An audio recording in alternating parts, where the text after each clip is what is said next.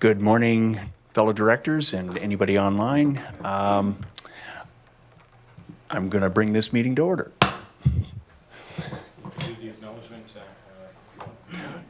Before proceeding, I'd like to make an acknowledgement. I'd like to recognize that the CVRD is on the unceded territories of the Quetzin, Malahat, Sabatsit, Halalt, Penalakat, Sinamis, Liaxin, Pakwachin, Ditidat, and Pachidat nations, whose people have walked gently here for thousands of years. I would call for a motion for an approval of the agenda. Just before you do that, Mr. Chair, if I might. A couple of things that we just wanted to add,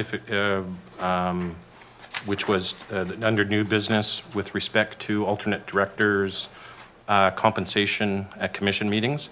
The other is that we would like, and it has bearing on the proposed procedure bylaw, we'd like this committee to waive notice and go into a closed session right away, just for a very quick update on one of the areas of our bylaw under the community charter, section 90, 90 subsection 1, subsection, I'm just looking at it here and I can't find it. Subsection 1. The receipt of advice that is subject to solicitor-client privilege, including communications necessary for that purpose. I didn't mean to hit you with that, but it has bearing on the bylaw, and it'll be very quick. So do we have a mover of the amended agenda? Moved by Director Acton, seconded by Director Callio. All in favor? Carried. So we'll go into closed session. We'll stop the recording or pause the recording.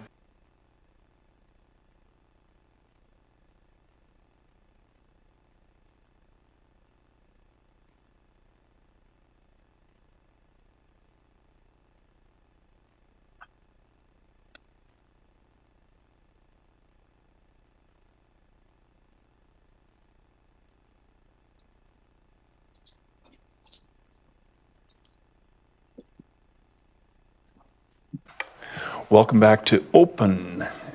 I'll turn to the corporate officer for the next order of business. Thank you, and thank you for those at home that watched that short pause in our proceedings. The next order of business, recommendation that the minutes of the Special Governance Committee meeting of December 5th, 2024 be adopted. Moved by Kate, seconded by Tim, or Director McGonigal. Call the question. All in favor? Motion passed. We're going to go right into, we've got no one online, no one in the boardroom with you today, so we're going to move right into reports. And this is the one item on your agenda for today, which is a revised board procedure bylaw. There is a two-part recommendation should you get to that today. The recommendation simply is to put in motion the changes in the bylaw should you wish to adopt them.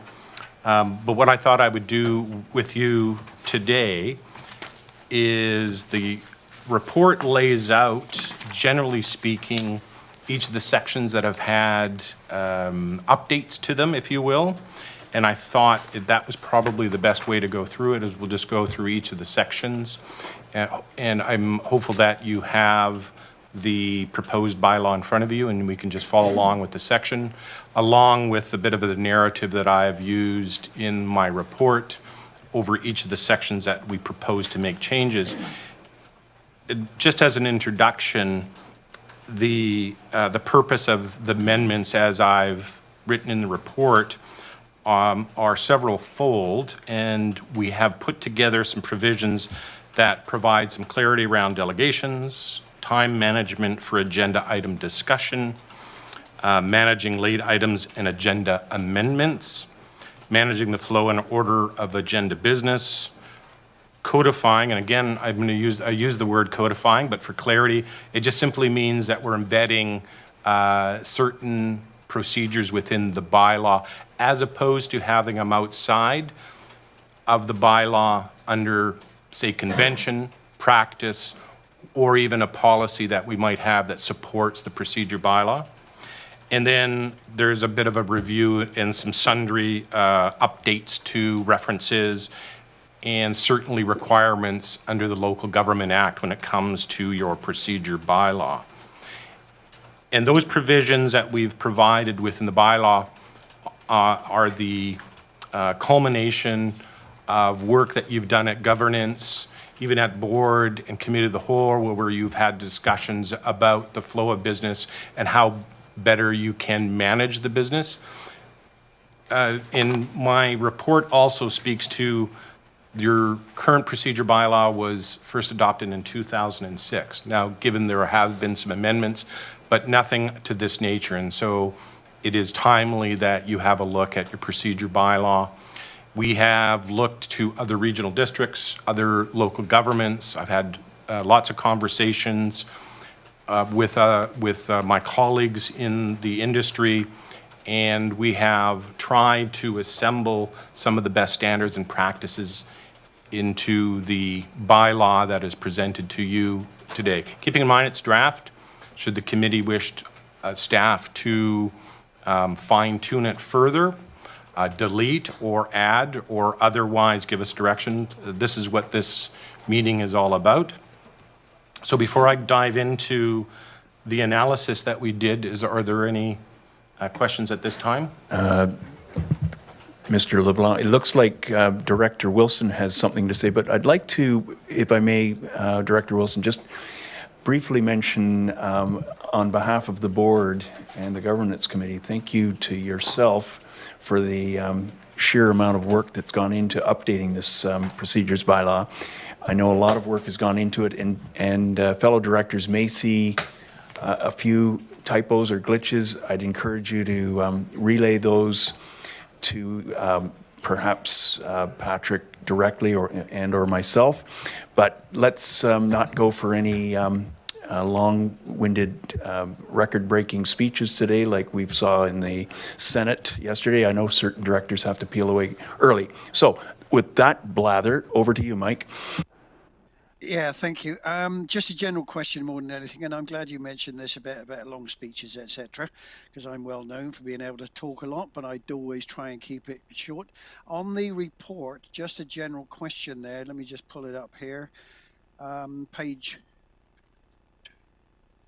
Page 3, there is a thing on delegations. It says the third paragraph down 2 assists with ensuring the board hears from the broadest range of delegations and topics to ensure a delegation's presentation is current and relevant. The section includes a provision that would limit multiple presentations by the same delegation. That is a good one. Right now, does that mean that you would not have multiple people in the same delegation speaking, or does it mean that a delegation can give a presentation and then come back, let's say 3, 4, 5 weeks later, and give a very similar or almost the same presentation again? Because there are the same presentations sometimes coming up more than once. Can I just have a little bit of clarification on that one, please? Thank you for the question, and we'll get into that when we get into that section. But both of your assumptions are correct. The intention was to limit the board receiving a similar delegation at a future date. Right. And we continue to include within the bylaw, the new draft bylaw, the same provision in your current bylaw that limits the number of delegations to a meeting. And so in essence, it's twofold and addresses both of your comments. Good. Thank you very much, Patrick. Thank you. Director Acton. Don't touch. How are we going to, are we going to kind of go through this in sections? Because, so just delegations right now? Ben? No, we were going to start with one, and I'll work my way down to 20. Okay. I'm just wondering where and how I can make some comments. So I'll pause after each of the sections as we go through, and if that's okay with the chair. That's fine. Does that work with the committee? Okay. Yep. Director Morrison.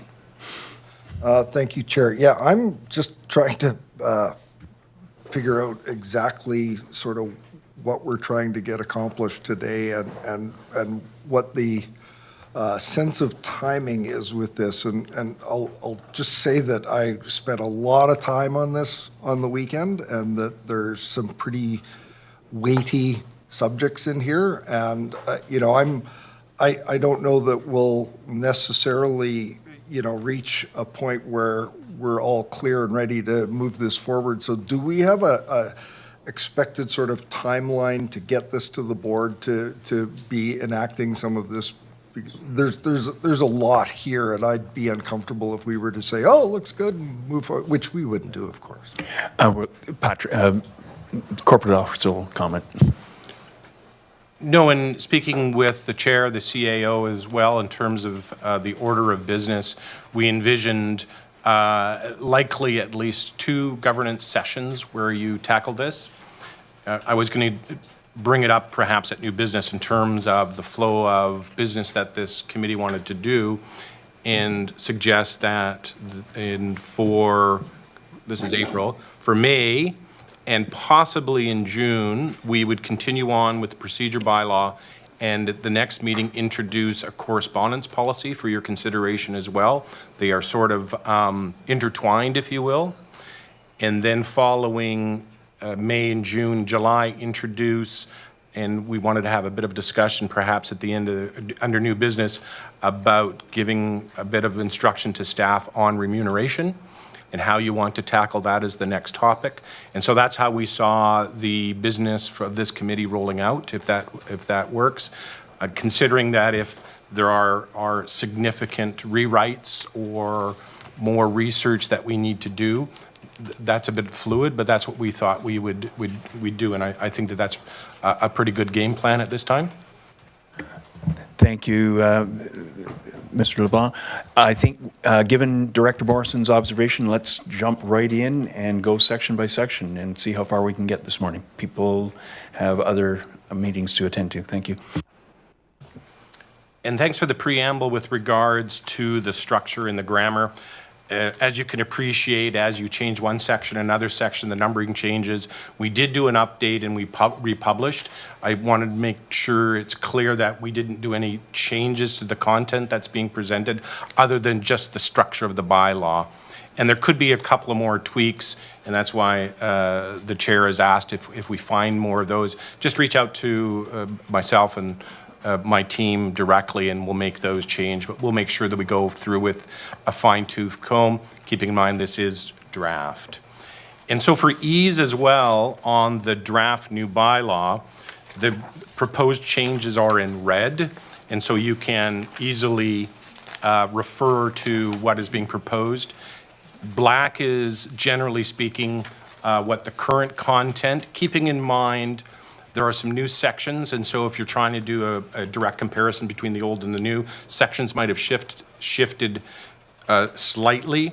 Some of the proposed changes in red may still refer or otherwise be slightly different than the original bylaw, but I was trying to find a layout that was best for review, and we figured that this was the best way to present it, as opposed to, we often call it redlining, where you'll see the current and you'll see literally red lines through the old, and it overlaid with the new, it just becomes messy, and we thought this was the better way to present it.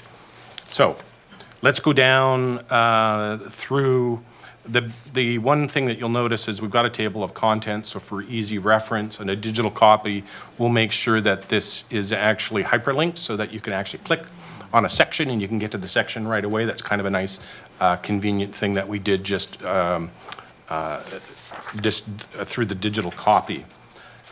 Section 2, first of all, let's go through the one. There's nothing to say other than the citation. I had looked at perhaps presenting an amendment to the current bylaw. What we were proposing, because of so many changes, that you simply repeal the previous version and adopt a new one. You'll also notice in my report, in way of the process that you have to go through if you're if you're at a point in time with wanting to proceed with this, we have to give notice to the public with regards to any changes in your procedure bylaw. That's under the Local Government Act. And then you go through the actual readings and adoption of the bylaw. So just some technical preamble for you. You'll notice that the definitions section has a number of new definitions. The first obvious is a consent agenda. And as we get into that section, consent agenda is just simply reflecting your practice today, where you have a series, generally speaking, of committee recommendations or pieces of information or items, generally speaking, that don't require necessarily further action, that you can simply through a consent agenda, through a single motion, adopt it and move on to the business. When we get to the section, though, just as the practice is today, when we go through a committee meeting report, and rather than omnibus, you may, what we call, pull out an item and speak to it separately and have separate discussion, debate, and voting on that item. And so that is still part of the procedure. We are just suggesting that you just embed it. And this is very common in, I would suggest, most, if not all, of the local governments that we had looked at. Just some clarity on definitions. You'll see corporate officer in the body of the bylaw. We want to make sure that we understand who that might be. As part of our direction from this group and from the committee and the board, we've tried to put some parameters around delegations. So that includes a definition now of a delegation. We also recognize electronic meetings. There was changes during the COVID period where we made changes to our bylaw. This just simply defines what an electronic meeting means. I don't know if there's any comments with regards to the definitions. Rector Morrison. Yeah, thank you. Yeah, clearly consent agenda is something that, I'd like to have a little bit further discussion on. It links to other parts in the meeting, and I guess we can discuss it then. Clearly having a definition doesn't create any actions at this point, but in regards to delegation, this is direction that we're giving staff through the definition, and I'm concerned about the inviting or not allowing organizations and groups that aren't in doing business with, in relationship with, decline the opportunity at a staff level to be able to engage a committee or the board. And so could I have some explanation as to how we got to this? I think some of us see our lengthy delegation issue differently as far as the extent of the problem that it is. So specifically to that, engage directly with CVRD and its programs and services. We're the front line, and in local government, we're often the first place people come. So is there any clarification on that? Mr. Robbins? Thank you. It's a great question, simply because we understand at the staff level the necessity and the need and the desire for you to be engaged with the community. What we wanted to do was to be cognizant, too, of the challenges that you've encountered and that you've expressed to us in terms of the delegations. And currently, there are no parameters. Generally speaking, and I don't mean to oversimplify this, but somebody says, I want to be a delegation, and there's really no guide to say no to the delegation. And so we try to put some guidelines into that. But more importantly, and perhaps we'll take notes, because I did see other procedure bylaws that spoke directly to the elected body having the ability to invite, either through a delegation or presentation. And so In the absence of that, I would suggest that the practice be that certainly wouldn't preclude a delegation making overtures outside of, as I've defined, the programs and services of the CVRD. And so we can look to see how we can embed that, but at the very least, the notion was this board or the committees and the boards most certainly have the ability to ask somebody to make a presentation or be a delegation. The other part about this is in terms of a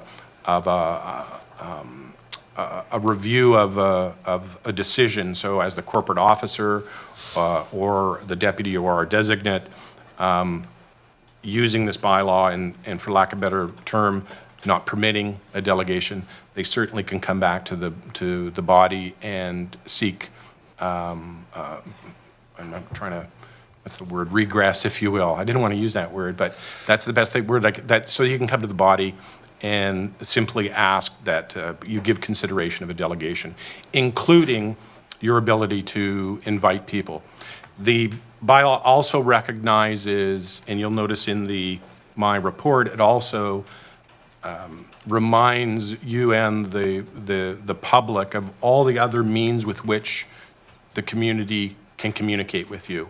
And all as even embedded in your bylaw, you have your question period, you have your public input period, and we have a way, and you'll see perhaps at the next governance meeting, a correspondence policy, and so how people are communicating through correspondence and how that is dealt with. And so there are other mechanisms, obviously, with which people could communicate with you. The other part of is just time management and ensuring that you are efficient with your work. As you are efficient, then staff become efficient as well, and so that's helpful. But we understand the necessity to ensure that people have access to the board and directors. Thank you, Mr. Robbins. Follow-up, Ian. Yeah, I completely get the need for guardrails. And I just know that we've delegated some authorities in land use services and development permits and the likes. What I can just anticipate and I want to avoid is the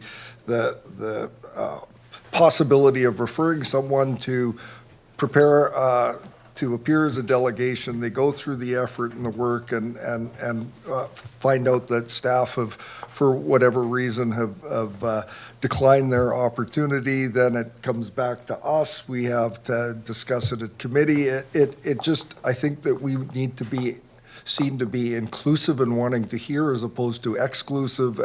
And so it's the right set of guardrails for staff so that we are confident when we pass this bylaw that everybody that wants to be heard can be heard. So I don't know what wording needs to be done on this, but I can stop there and we can address this. Thank you. later. And virtually, Director Martman, please. Thank you, Chair. And along the same lines as Director Morrison, I'm interested in what engage under delegation. It says the words engage directly, and would there have been any delegations? I'm thinking like primary health, for example, societies coming to the board. Would that be somebody that's not directly engaged? And that's the first part of the question. The second part of the question is that it conflicts with on page 10 under 18.2. It says a delegation shall be considered from an individual, group, organization, and not-for-profit where delegation is directly or indirectly or to be engaged with the CVRD. So I'm just trying to understand the definition, and then later on in the body, it seems to give more clarity. And so maybe you can explain that. Is now the appropriate time, Mr. Robbins, or do we want to take that under advisement for when we get to that section? Seems like a good discussion point right now. There's no time like the present. We'll, if it's okay, we can bounce around. And this, I suspected that this would garner some good discussion, and I have to admit, part of it might be a little self-serving because our department, to manage your agenda and delegation, we certainly needed help as well in order to provide guidance as well to those that are seeking your attention. And so that was one of the reasons as well as we put these together. Certainly, if the discussion goes further that this isn't, maybe it's not the time to embed it in your procedure bylaw, we could certainly lift this out and put it into a policy that might be better suited for you in terms of being able to amend it or otherwise set it aside, if you will. Once it's embedded in the bylaw, there becomes procedures with which you need to go to not do what your bylaw says, where a policy gives you a little more flexibility. But keep in mind, we were trying to balance for you all of the opportunities that the public has. And again, coming back to those key things that I set out in the report in the background. With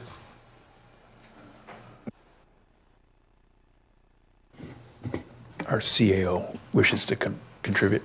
Yeah, just a couple of thoughts. So I guess what are we trying to accomplish by putting parameters or a definition around it? And I think if you look at what Mr. Robbins has tried to accomplish, like he's articulated, it gives staff a bit of the goalpost, which is an important thing so that we can provide a clear response to those that are applying to be a delegation. But generally speaking, local governments are looking to bring or, allow issues to the table that are within the jurisdiction of the local government or of interest to the community. So there's a spectrum of language out there for sure about issues that are local in nature or of interest to the local government, but generally trying to put the goalposts on around something that we have control over in our, something that we can, and this is why there's reference to our programs and services, but there is other language we can use to kind of address that and put those goalposts on.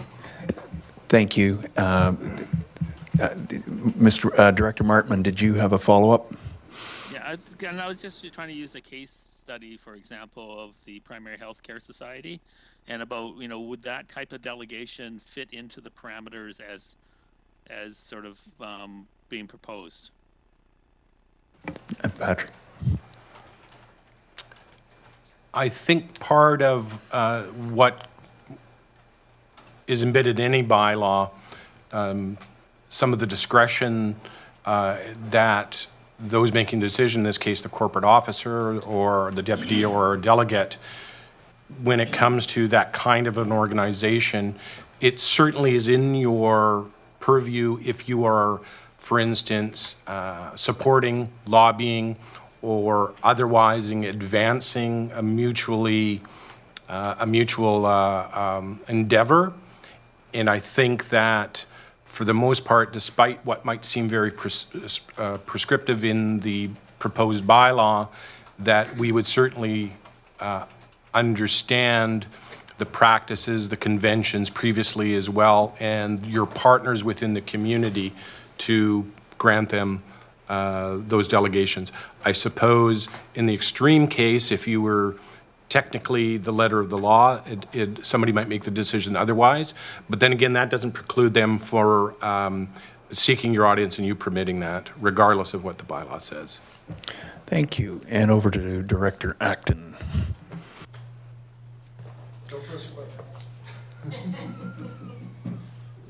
So I have a few different things, but I guess I'll just stay on delegates for now because that seems to be our topic.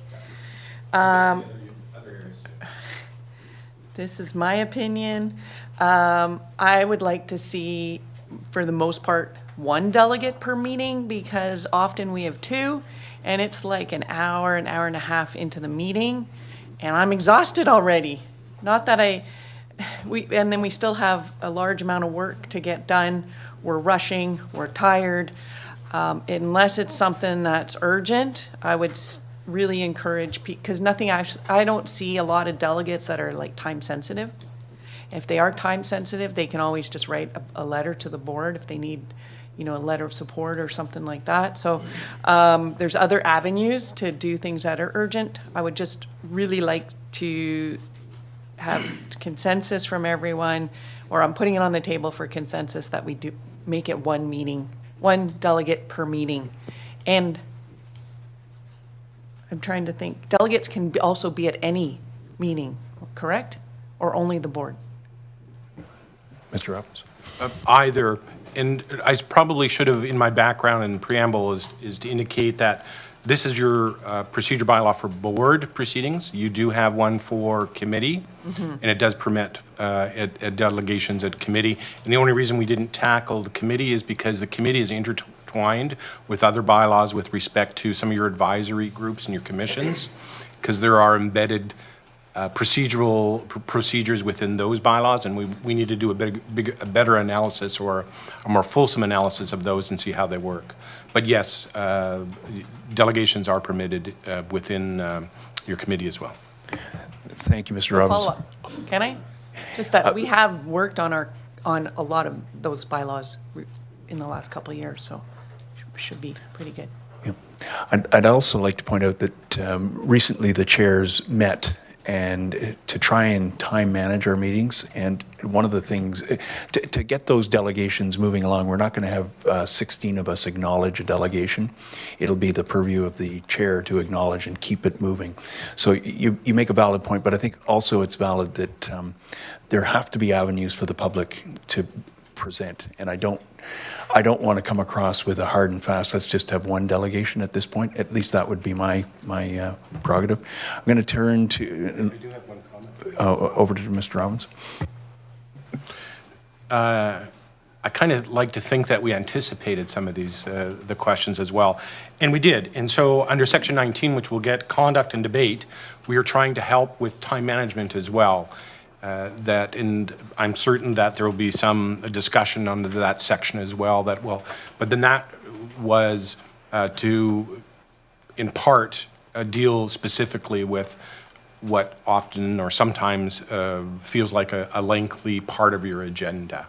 And so part of your conduct and debate, which is time management, might help you with that in the short or the long term. And if it is still, if you want to advance the section and to see how your time management comes under a conduct and debate and evaluate to the extent that that's helping you, and to delegations is still my word, sweet spot, if you will. Thank you, Mr. Robbins. Director Callio. Don't touch it.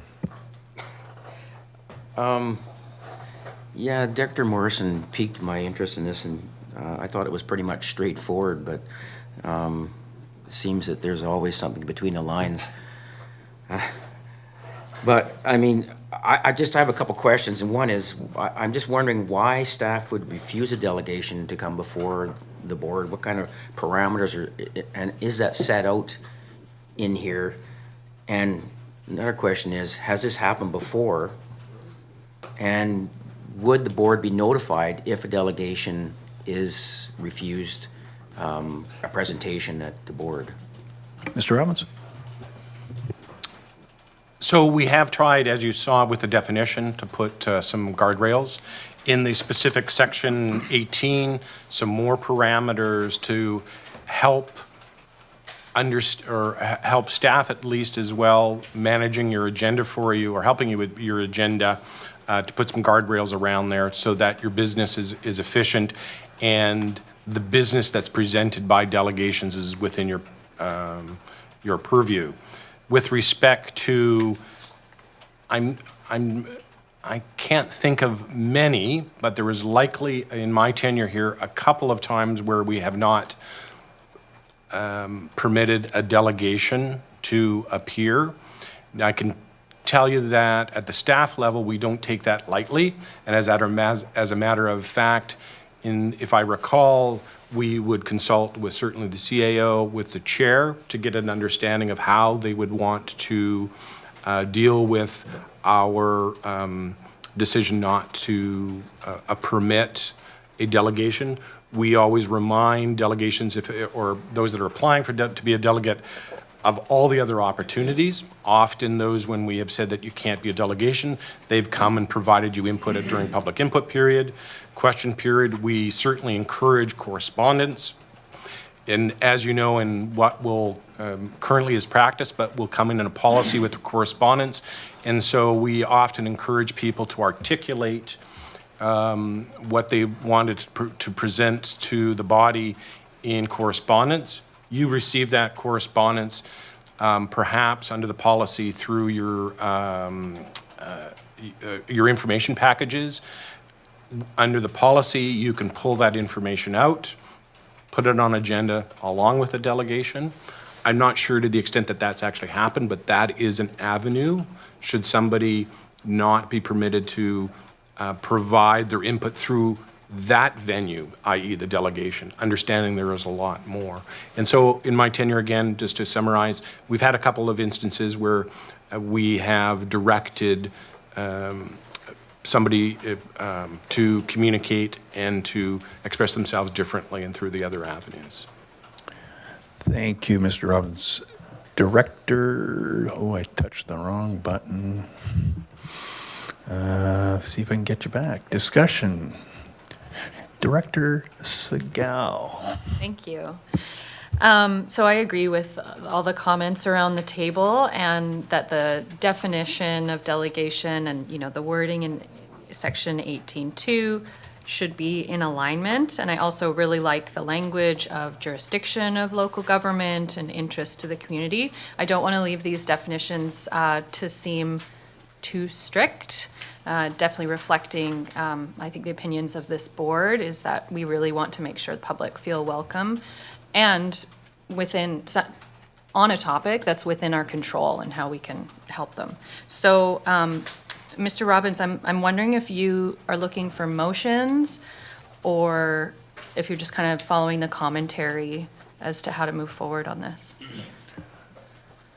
Thank you, Director. Mr. Robinson. Well, if we can have some consensus around the table without the motions and get an understanding of the areas that we need to come back to. Certainly, the definition in Section 18 might need a little bit of work, and we can take that direction without any explicit motions. Okay. And I think that I see lots of heads nodding. I'm looking to the big screen. I see one nod. A thumbs up. Unanimous consent. There you go. I love it. Excellent. So with that, I think we made it through item subject table of contents number 2 of 27. On to 3.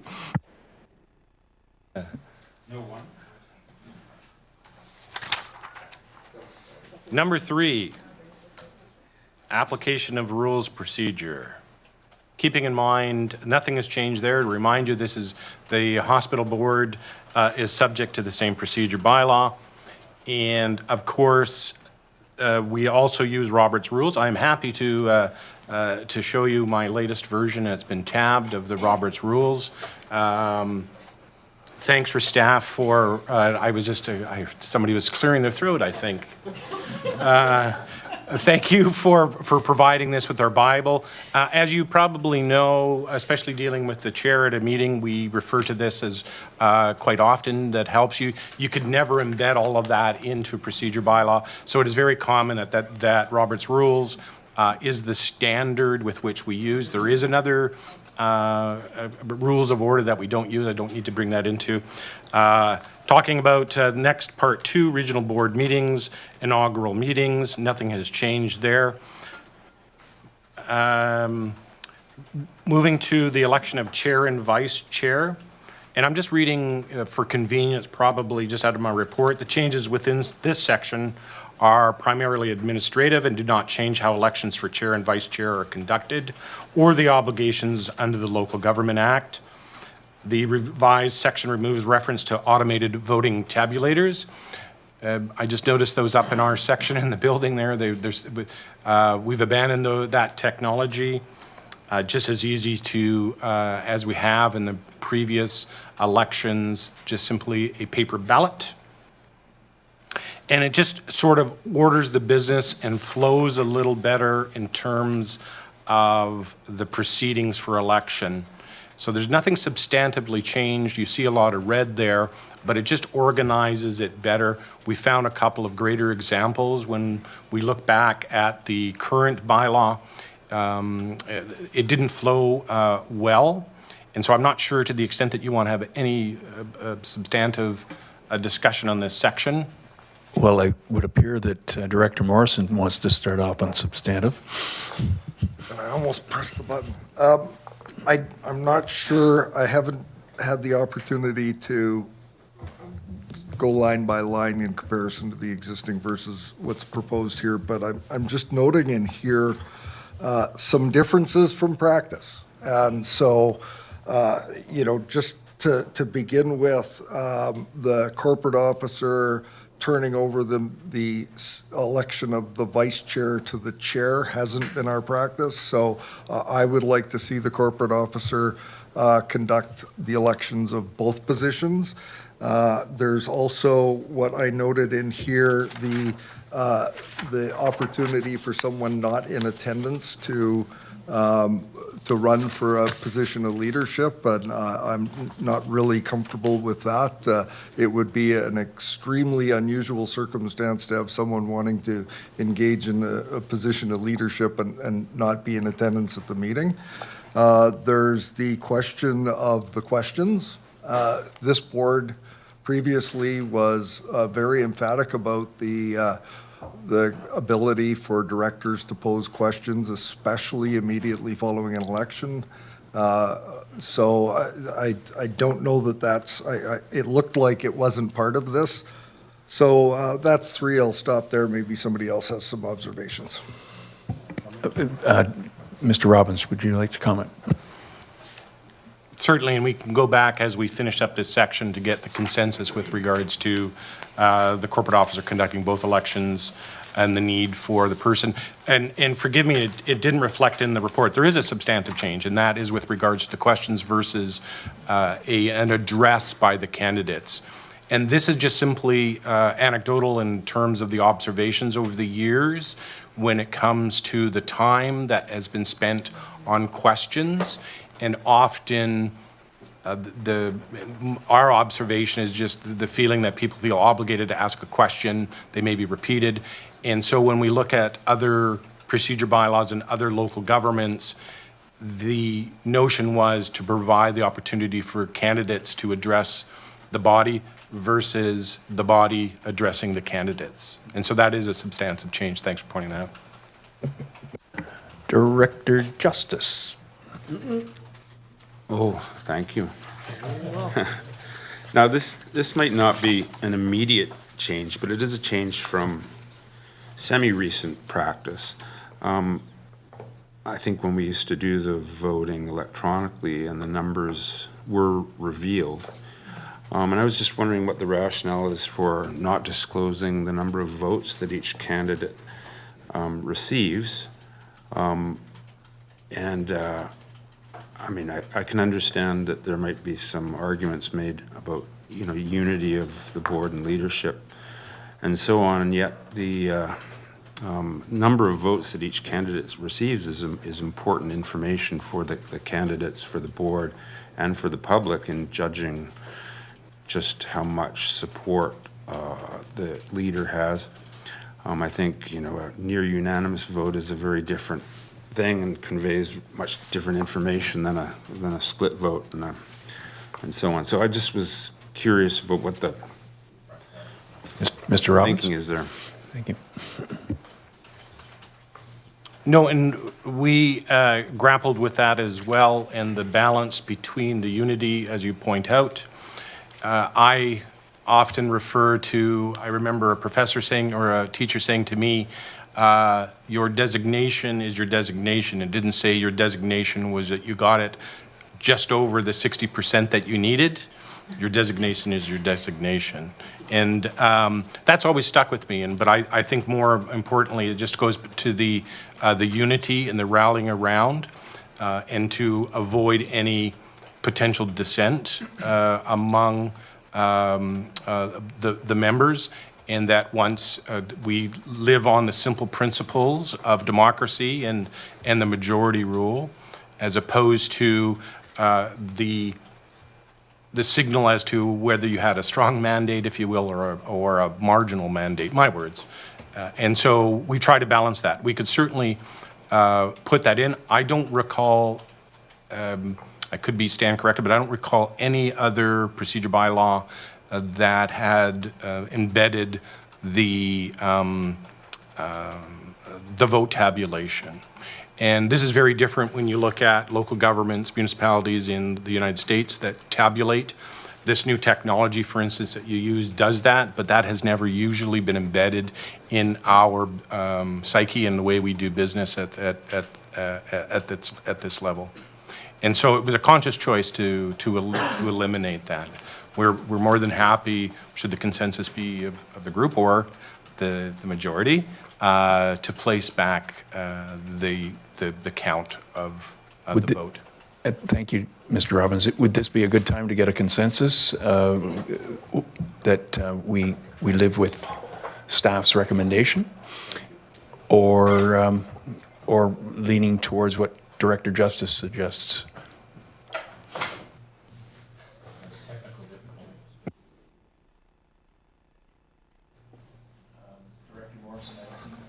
Director Morrison, I see your, but Director Nicholson had her hand up before.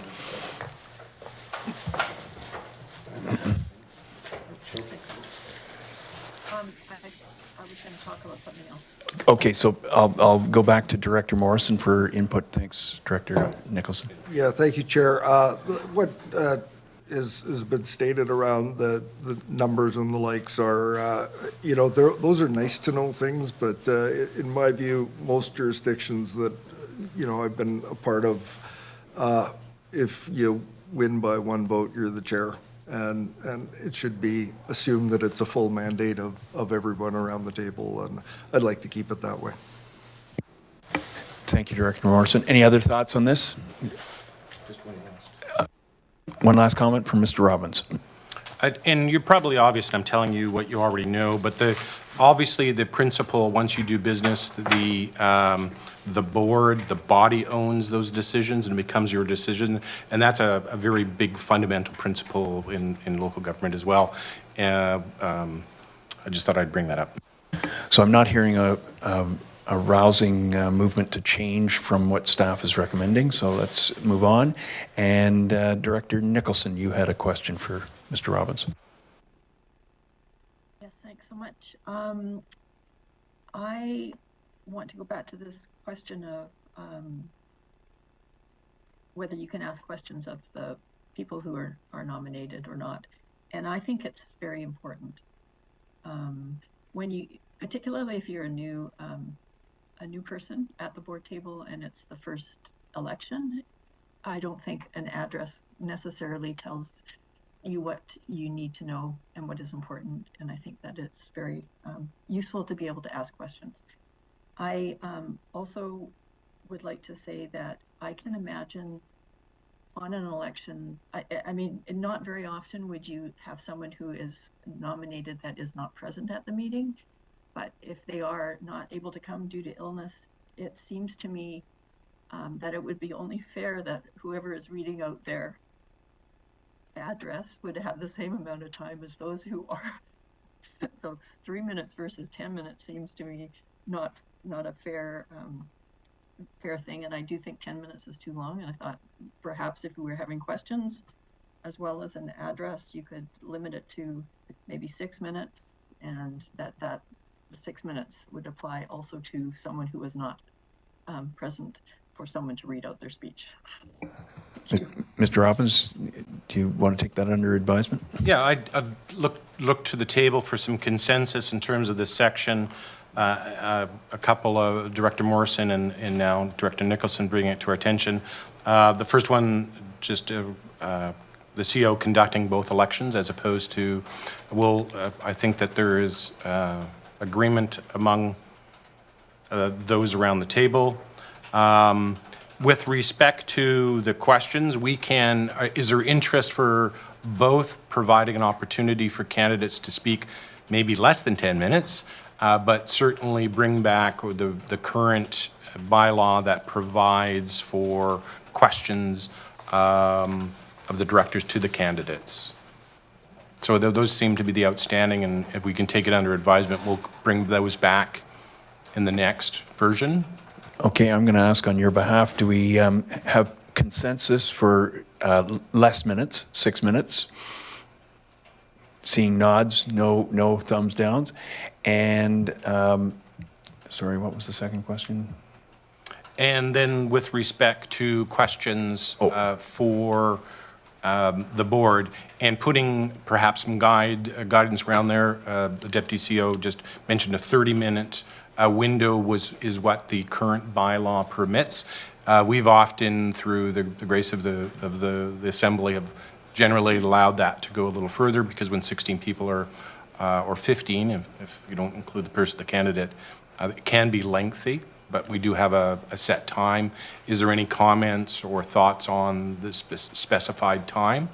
And at the very least, perhaps, place the 30 minutes and through the agreement among the Assembly, extend that during the election, if need be, as has been the practice. Could I see a nod of heads or thumbs down to that suggestion?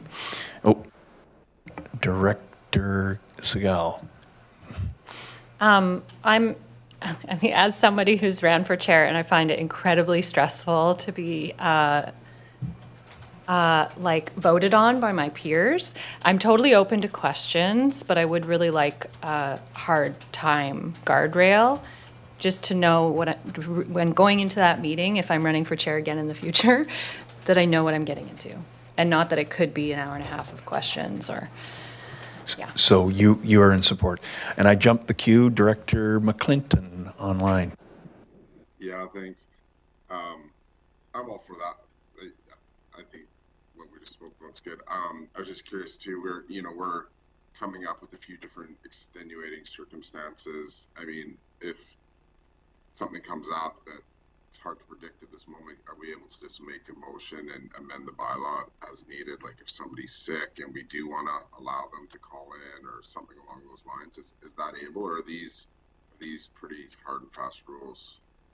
Because that just may allow us to do this a little bit more quickly if we can adjust it for extenuating circumstances at the time. Thank you for raising that, Director McClinton. That's what went through my mind. I agree with Director Morrison that you should have the temerity to be here in person if you're running for this important position, but there may be such an extenuating circumstance. So, Mr. Robbins, do you want to comment? I suppose if it's embedded that you're permitted or not permitted, if we are silent, then that provides the discretion that you need with respect to that. And so perhaps it might be more appropriate to remove that section and be silent on the matter. I think I'm seeing nodding of heads and consensus. Good. Can we move on to a new section? Oh, somebody's sitting in my seat. Director McGonigal.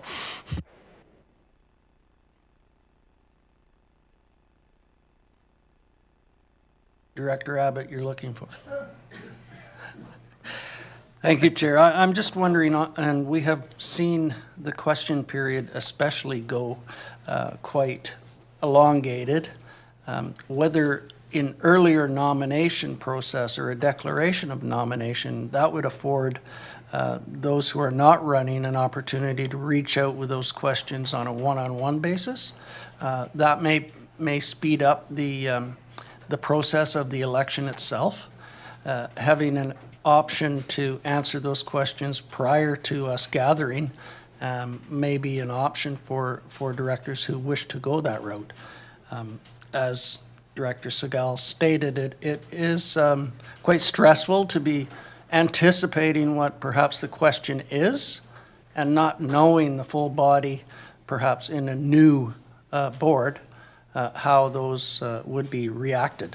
So just another option, whether or not an early nomination declaration a week prior may give directors an option to reach out to those running with the questions electronically or by phone. That sounds eminently sensible. Is it possible, Mr. Robbins, to incorporate something in the wording? You may not have to embed it in the bylaw, but to ensure that the entire body is privy to it, you may want to, in a practice, place it in writing, and then the distribution, and to the extent it can be included even in the inaugural agenda, so that everybody has the benefit of the kinds of questions, so that it becomes public and transparent. That might be a way to address some of the time issues, and just adopt that kind of a practice. Thank you. I think we might be ready to move on to the next section.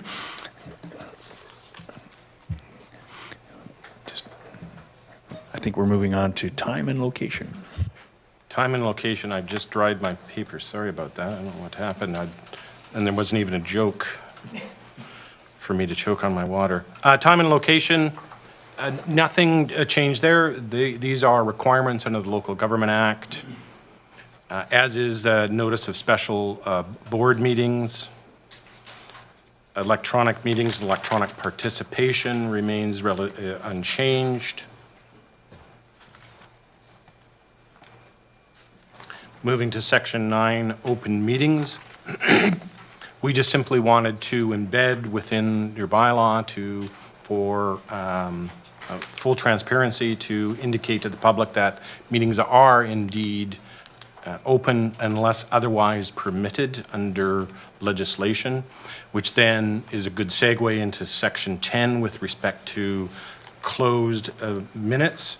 And of course, the revised and expanded section looks at several key attributes of closed meetings to further demonstrate transparency and under what authority the board uses to close a meeting.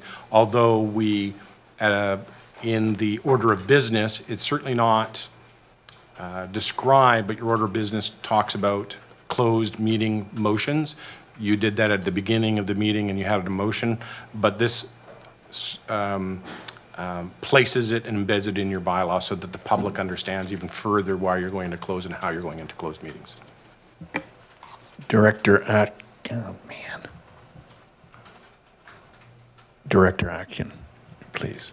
Thank you. As for closed meetings, the disclosure part of our conversation, that is in our oath to office, is it not? Anyway, so it's either redundant or maybe we mention as we have declared in our oath of office. Because I always like to remind constituents when they start to ask me things and I'll say, not sure where we discuss this. I'll have to get back to you because I've made an oath of office. I can't disclose what's happened in closed, and I think that might have been something in closed. I need to double check because sometimes the meetings do kind of blend together, but I really find that declaration is really helpful in transparency. So maybe we add it here or we take that part out, knowing that our oath of office actually trumps this bylaw anyway, I would think, legally. Mr. Robbins, can you comment? Because we can get taken, anyway. Part of placing it in there as well is certainly to inform the public as well of how you're going into camera. And again, it highlights that part of the meeting when you actually make a resolution and you go into a closed session. And that simply is the reason why you would do that. Also indicating that, in essence, and we haven't used the exact language, for instance, to the extent that you rise and report or you rise and not report out on your closed meeting.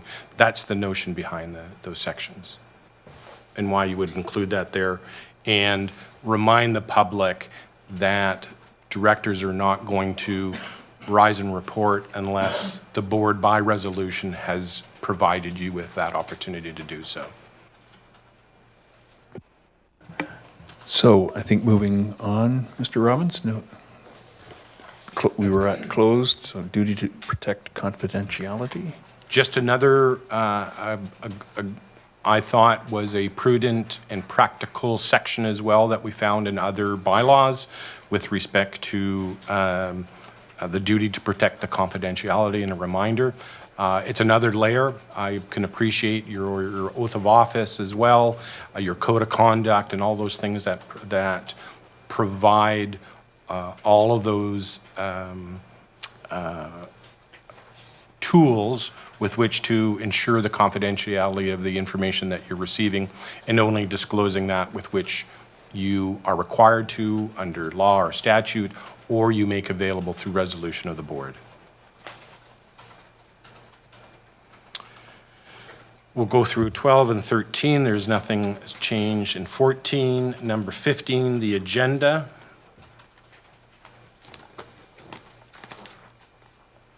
So this was clarifying what we often do, and which we did actually yesterday or the day before, where the numbering on this bylaw was off, and so we made the corrections and we republished.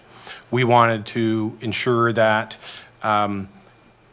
we had some instruction through this bylaw how to do that.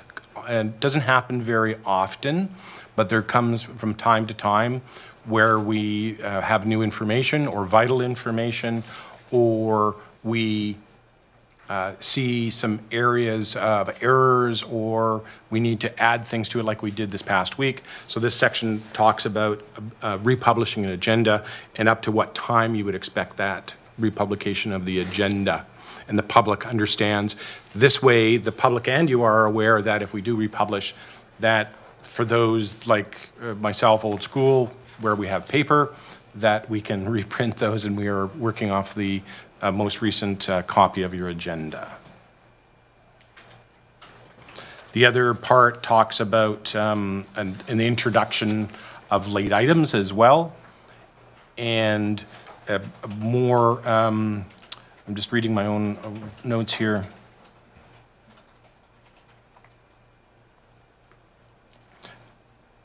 Those items that you need to address right away, different from a notice of motion, and you'll notice, and we'll get to that section, there is a new section about notices of motion, but there is often, well, not often, but from time to time, business that just can't wait, and this provides the mechanism with which to introduce those items. General comfort with the changes that I'm seeing nods, no hands up. Okay, thank you. Moving to 16, which is the order of proceedings and business.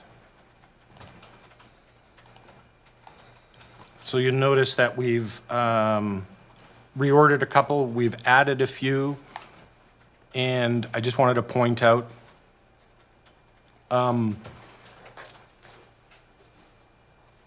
perhaps there might be some additional work on the order of business and the territorial acknowledgement.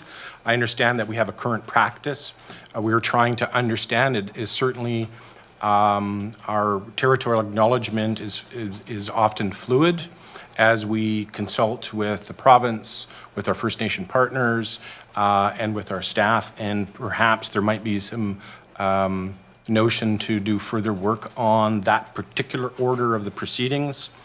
Otherwise, the language used, the call to order, is just a way of bringing the meeting to order.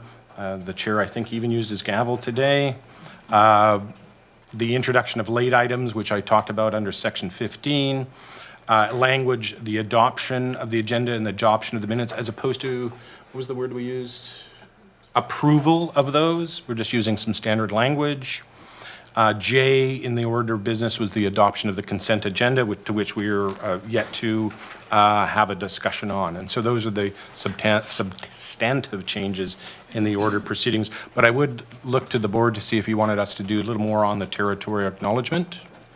Could I get an indication, perhaps we might like to live with the practice that we have been following these past many years, and acknowledge before we get into formal adoption of the agenda? I don't see any objection, so staff, Mr. Robbins, and I see Director Segal wishes to communicate. Just a second. There we go. Yeah, I agree with that, and I do have a formal referral, if that's helpful for staff, just to refer item 16.1 to staff and to continue current practices with the territorial acknowledgement. Do I have a seconder for that referral? Director McGonigal, ready for the question? All in favor? No objections? Thank you, Director Segal.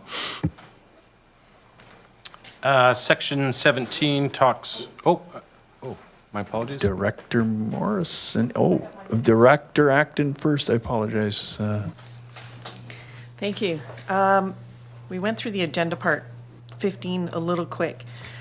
Just wanted to, I had a late item today, and it was a debate whether I could put it on or not. And it just didn't feel right to me that I had to,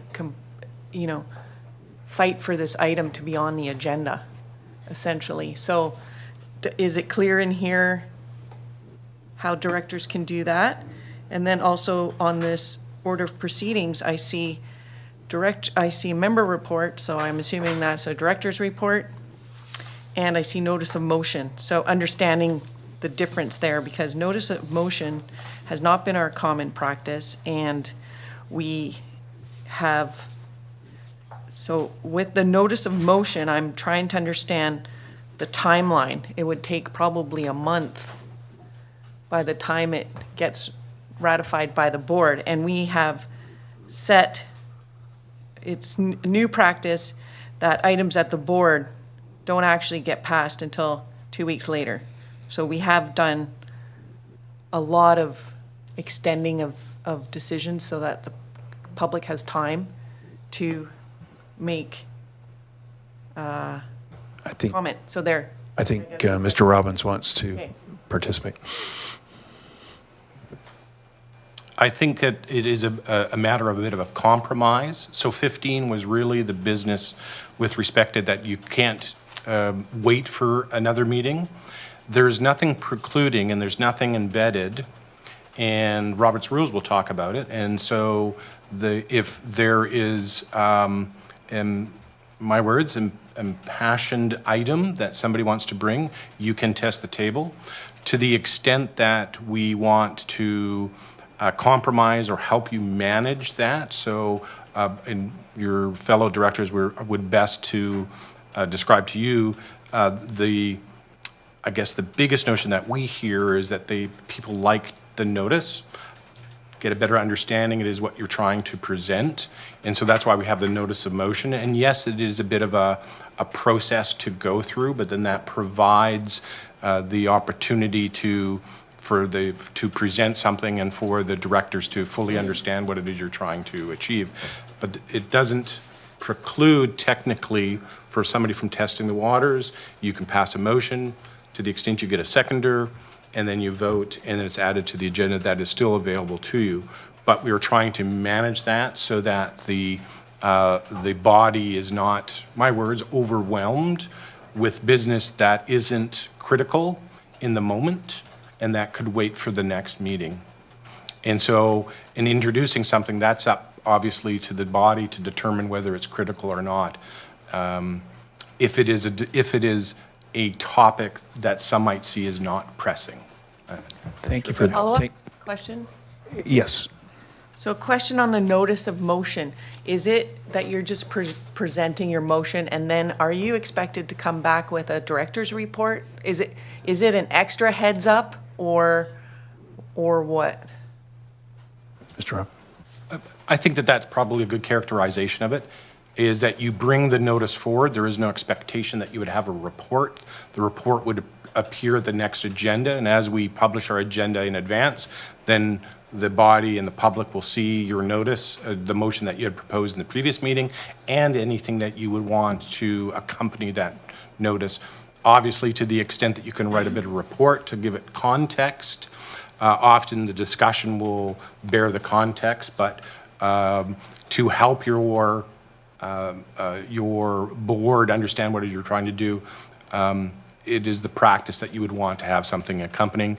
I think we had 2 recent notices of motion that provided that kind of process that provided then advance notice and then provided the board prior to speaking to it some rationale behind those motions that are being proposed.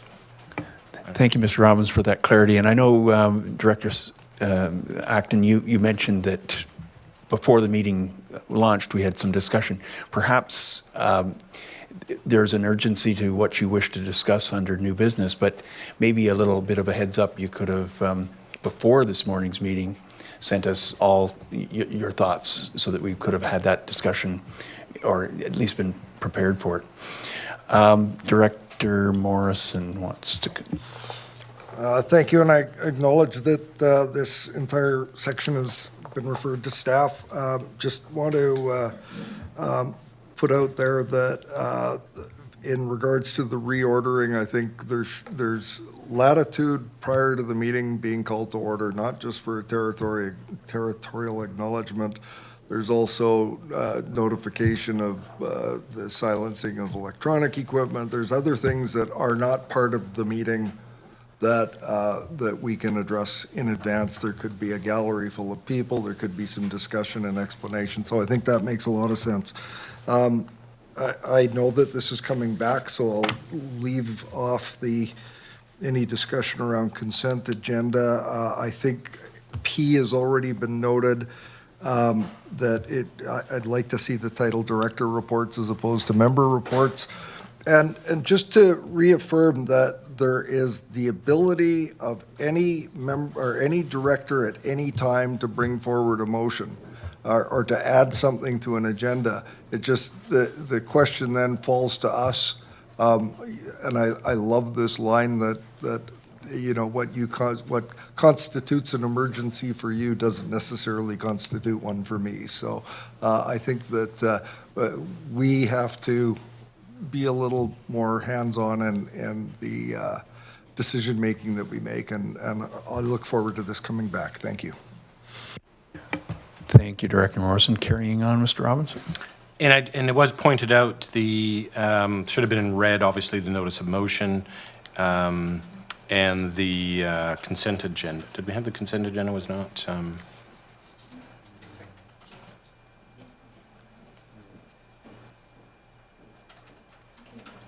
Oh, it is red. So we just missed the notice of motion, which we'll talk about coming up as well. Moving 17, there are no changes. Delegation, we had a good discussion. I was trying to look for my notes to give you a bit of a synopsis of what I heard, and I'm not sure that I captured everything what I heard, and I don't want to open up the discussion again, but just to get a better sense of what the board is looking at in terms of some guardrails, if you will, my words, to help manage your delegations, and to the extent you like the language in terms of doing business with the CVRD and its programs and services, to the extent that my explanation that doesn't preclude you from inviting delegations or presentations, the other opportunities that the public has to communicate with you, the other mechanisms when they do communicate with you, for instance, through correspondence, you receive that either because on your agenda because it requires action, but if it's for information, we have the board information package that is distributed to you weekly, and in the upcoming correspondence, it will be further explained that the practice of you or a director having the ability to pull items out of that information package. Just this week, we had a couple of items in previous information packages with the request of directors, and so that will appear on the agendas. And so there are a number of opportunities for the public to engage with you, let alone all the other commissions and advisory and your outreach and your open houses. I don't want to minimize or trivialize the necessity to have a body, but given that generally speaking, the board is a decision-making body and the business at hand, the guardrails were to help you manage that so that you get to the meat and potatoes sometimes. And again, not to trivialize or otherwise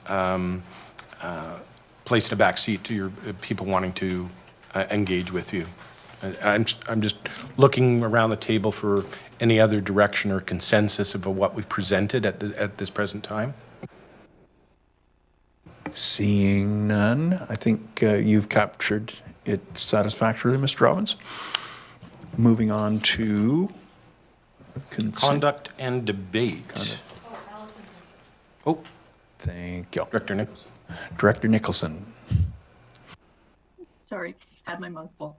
I feel pretty strongly that we need to have different language in here about the engagement. I don't want to prolong this because we've already discussed it, but I just wanted to say that I think if we could put words in like of interest to the community, that gives us enough flexibility that we can do things that we might end up wanting to do advocacy around or whatever. Thank you.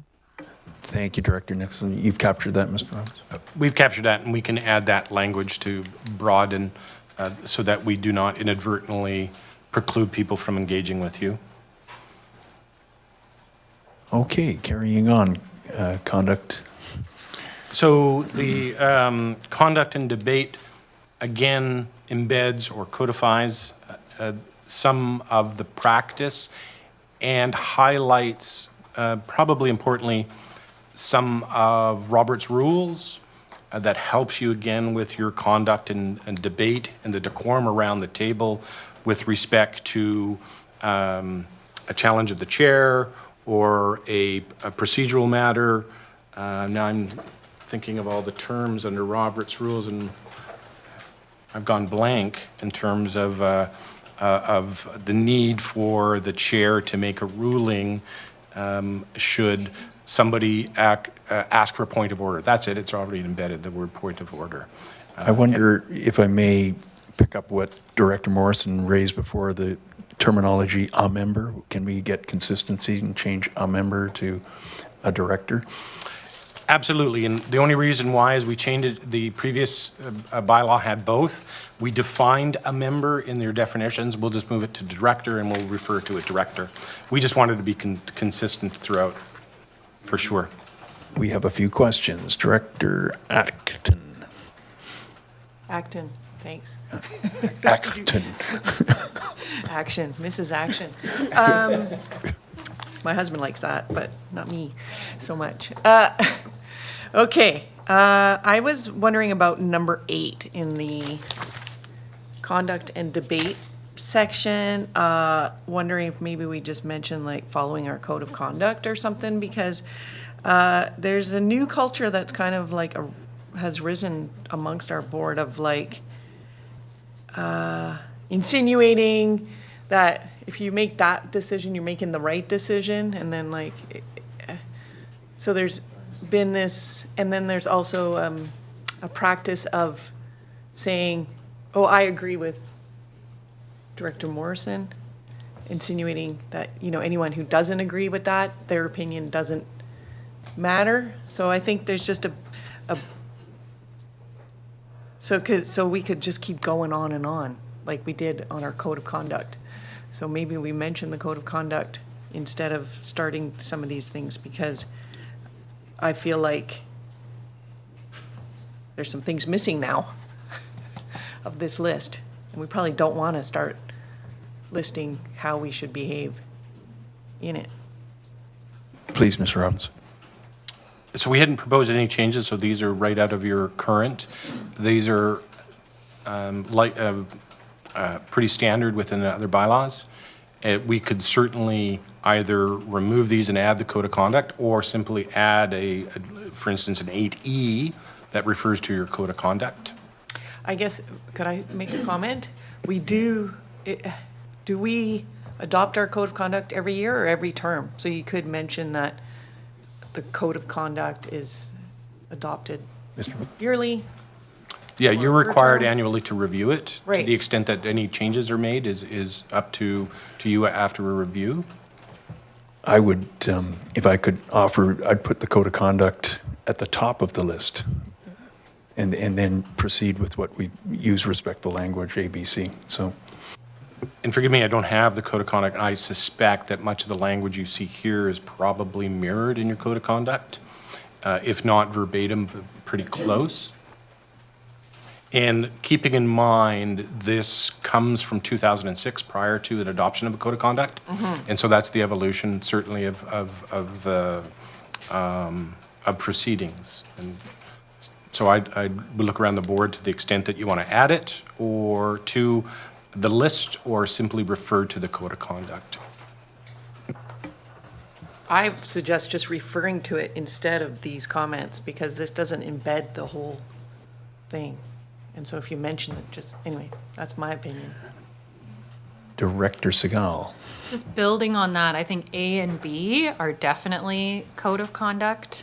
So maybe I would suggest replacing A and B with a reference to the code of conduct, and then C and D feel appropriate for this procedure bylaw, to me. That's what I would suggest. General consensus, Director Morrison.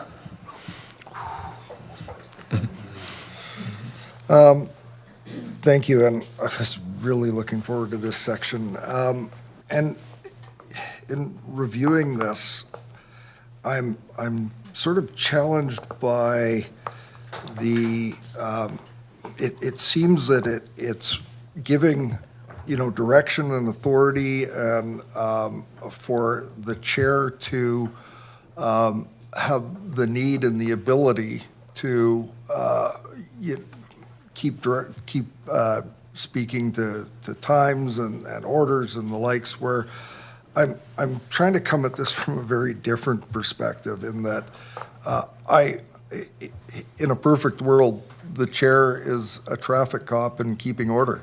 And it's incumbent upon us to be not worried about code of conduct, but to be engaging in the efficient and productive work of our community. And terms like, you should have 10 words in your margin of your agenda and speak to that, as opposed to some of the voluminous discussions that we have, and not necessarily to the item at hand. So I wanted to suggest a couple of things that may not be specific to this. Well, maybe it is. But I often sit here wondering about the nature of the debate in which we are, as as another director had said, reaffirming words that another member had spoken. It's never been the practice at this organization to make mention of names of other directors in the room. It's never been a practice to say, I agree with director so-and-so and I disagree with this director. So I get the intent of this, but it's not reaching what I'm hoping for, in that we are on target with the discussion and debate that's at hand. And one of the suggestions that I was going to make is that, because we've got all this great new technology, that when we have a motion on the floor, that it be big and bold on every screen that we have in here, to remind us that we're debating the matter on the screen, not each other. So I'm not sure how we embed that in this procedure bylaw. And I'll go back to what I was taught early on, is that when I have the floor, I can speak to a question, a clarification, and a comment. Anything outside of that is superfluous to our discussion. So how do we get to there with this, is what I'm asking, and I'd like to have some further discussion with the larger group. I'd like to, a lot of us turn to Director Morrison for advice, because you've been around this table for a long time. This is a wonderful roadmap, guardrail, whatever we want to call it, but I think we almost need Director School 101 repeated on an annual basis in the form of a workshop, to be reminded about what you've just reminded us of. And unfortunately, we're down to less than a full slate at this time. But I think you make a valid point, and I'm going to go online first, and to Director Nicholson.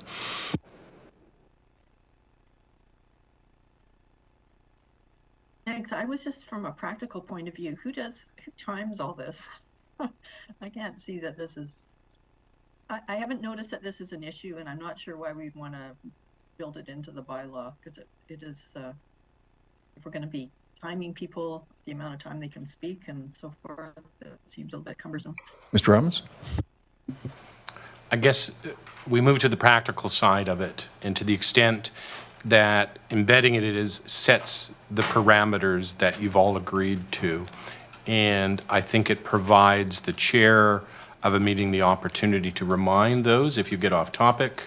So I'm not sure to the extent that we are going to religiously time it. We do have tools with our computers. We do actually have a timer.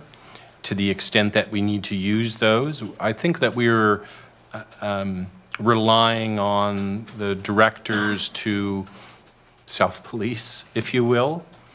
And just a comment, if it's all right, I go back to, I like Director Morrison, and I'm not sure that we would embed it, but a practice in a convention, talk to a question, get clarification, make a comment, I think is ideal and sort of is the business and how you do it. The time limits were just to remind people, I guess, really that that's what you need to do. So in the essence, here's your 3 things that, as Director Morrison points out, but there is a limit, and that limit, in essence, pushes you to get to the point, talk to the question, get clarification, and make a comment if you need to on a matter that's on the floor.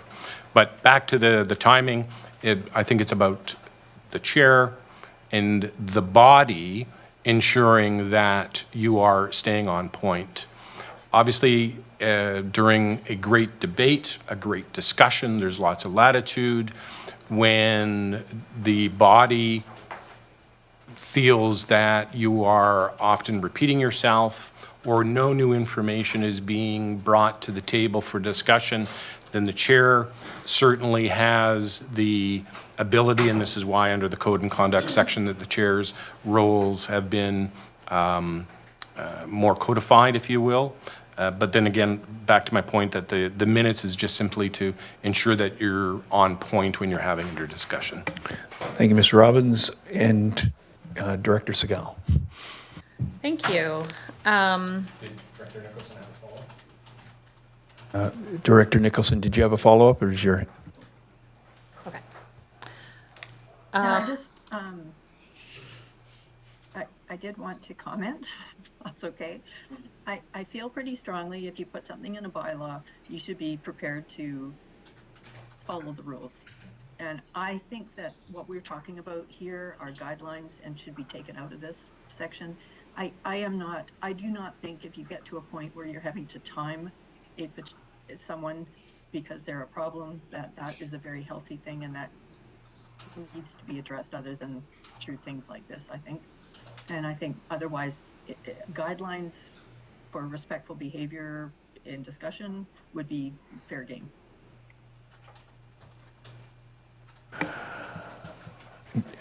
Is there okay, we're being asked to remove the time limit, which is item 9. Is there consensus with Director Nicholson's? And staff wish to, Mr. Robbins was.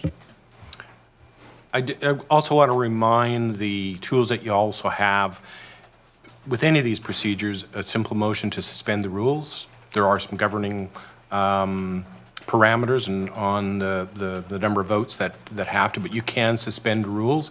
And I think it speaks to my comments where you're having great discussion and great debate.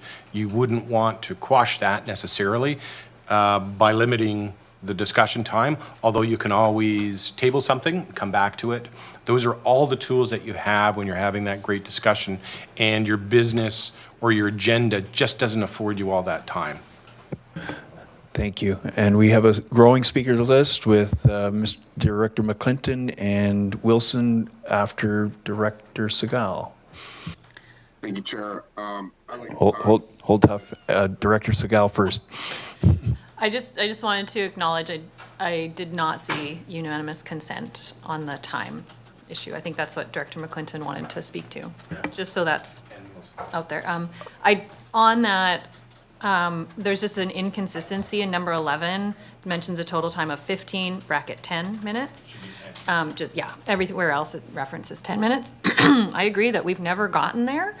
But yeah, if we did have a director that suddenly was, some future situation, 20-minute talker, I would love to have a guardrail for that situation. I do have a question about the question clarification comment. To our parliamentarian, are comments supposed to be saved for when there's a motion on the floor?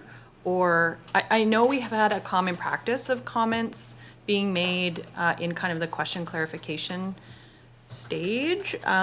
But in terms of like good governance, I question where the comments should go. I think they should go when a motion is on the table, but I look for some guidance. Mr. Robbins. Nope, I would agree that that is the better practice. And that prior to a motion getting on, generally speaking, you have the benefit of a staff report, a presentation, a delegation, and certainly questions for clarity around what has been presented is the place to do it prior to a motion. I think that if there's anything, getting to a motion sooner is probably the better practice than what I've observed myself.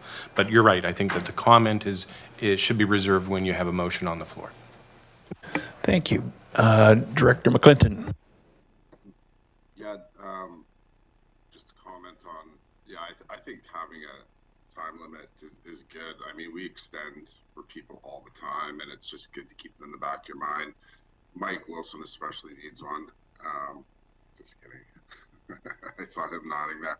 Anyways, that's my thought on it. And I just wanted some clarification on using directors' names, which I just did. Hopefully you don't mind there, Director Wilson, that was a jest. We are not supposed to, like, if I agree with somebody, I'm not supposed to sort of reaffirm and maybe elaborate on that. Can I just get, and then the second part to that is, am I not supposed to say, use the director's name? I just got a little confused there with that and appreciate some clarification. Director McClinton, we apologize. There was a bit of confusion in the room. Can you clearly ask your two-part question again? Yeah, so two questions. I think Director Acton mentioned, I can't remember, but that we're not supposed to use directors' names or to call them out when we're in discussion, and the example I think was given, like when you're in agreement with somebody and you want to emphasize or restate the comments that they had just made because you were in support of it, or I kind of lost the conversation there. I think Director Morrison clearly articulated it, and if I may, I'm going to lean to Director Morrison to repeat what he said earlier.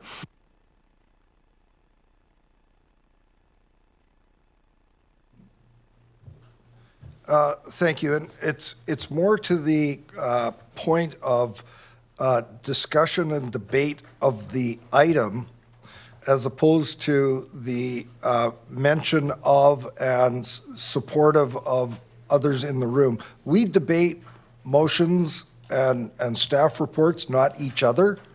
And that's often creeps into local government discussion. I've always been, I've been taught since the beginning that we're here to discuss the business, not debate one another. So that's there are organizations that actually mention to not mention other individual members around the table. And the example would be that I've heard remarks around this table in regards to XYZ, not specifically referencing one of your colleagues around the table. I hope that helps, Director McClinton.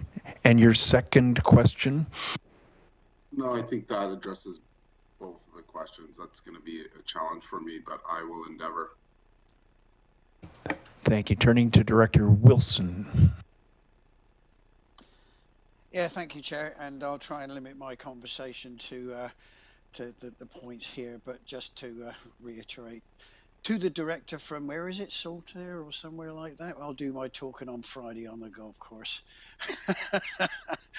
Anyway, look, I don't think, to be perfectly honest, and this is obviously going to upset a few people, it's up to the chair to say to somebody, I think you've said enough, or keep control of what's going on. If somebody's going on and on, as I am right now, say, I think you've made your point. Can we move along here? It's got to be up to the chairs. The second thing is, I don't think there's anything more that I can add to this conversation which is going on that might benefit anybody, and I have to be somewhere else. So I am going to take my leave, and I will see you guys later on this afternoon. No Thank you, question. Director Wilson. Goodbye. And Thank you. Bye-bye. over to Director McGonigal. Thank you. I will begin my filibuster by welcoming you all today. And I think this is trying to mitigate what we see in senior levels of government.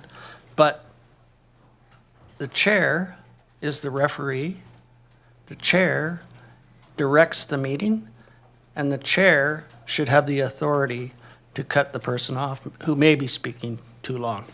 So if I am speaking too long, Mr. Chair, please push my...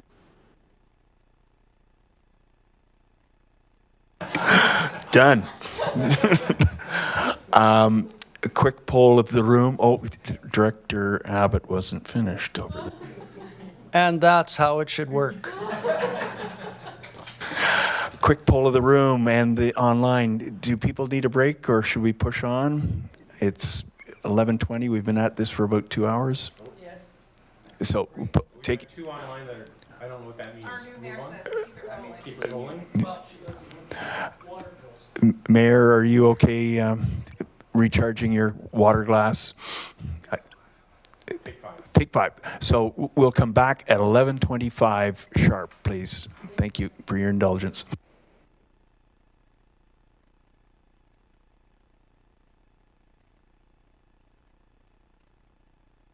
Thank you, Ms. Johnson. I believe our corporate officer had another little observation about timing. Thank you, Chair. In trying to help manage the time in your discussion, we certainly, this is a very significant change in adding the time limits.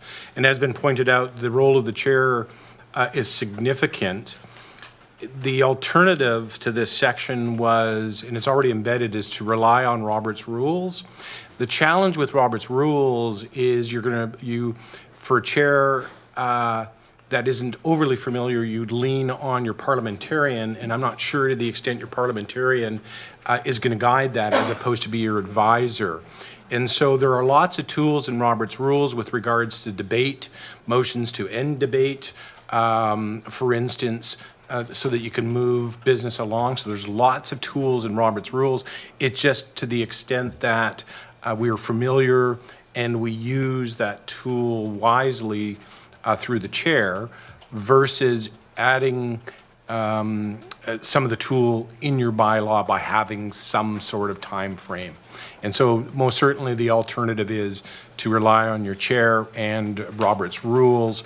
And for that matter, the body understanding Robert's rules, and perhaps this sounds like another governance session in terms of the tools that you have through Robert's rules that allow you to get through your agenda.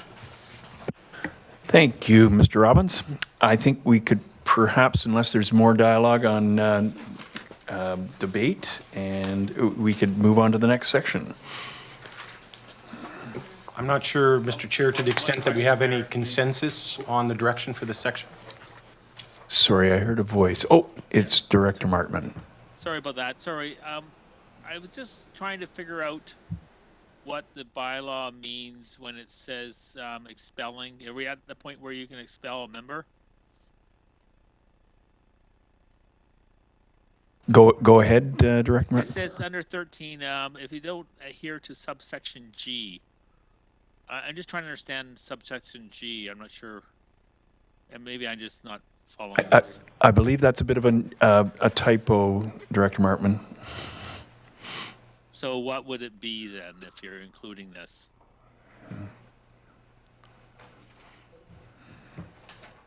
I would suggest that section 8. Did I hear that? Thank you. Yes. It's should refer to section 8.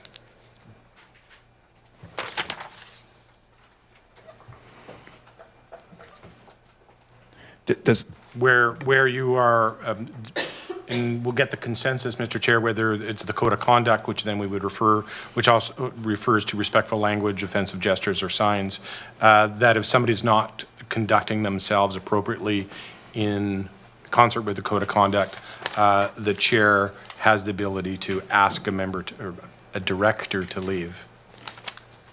does that, Yeah, thanks for that clarity. okay, thanks for catching that one.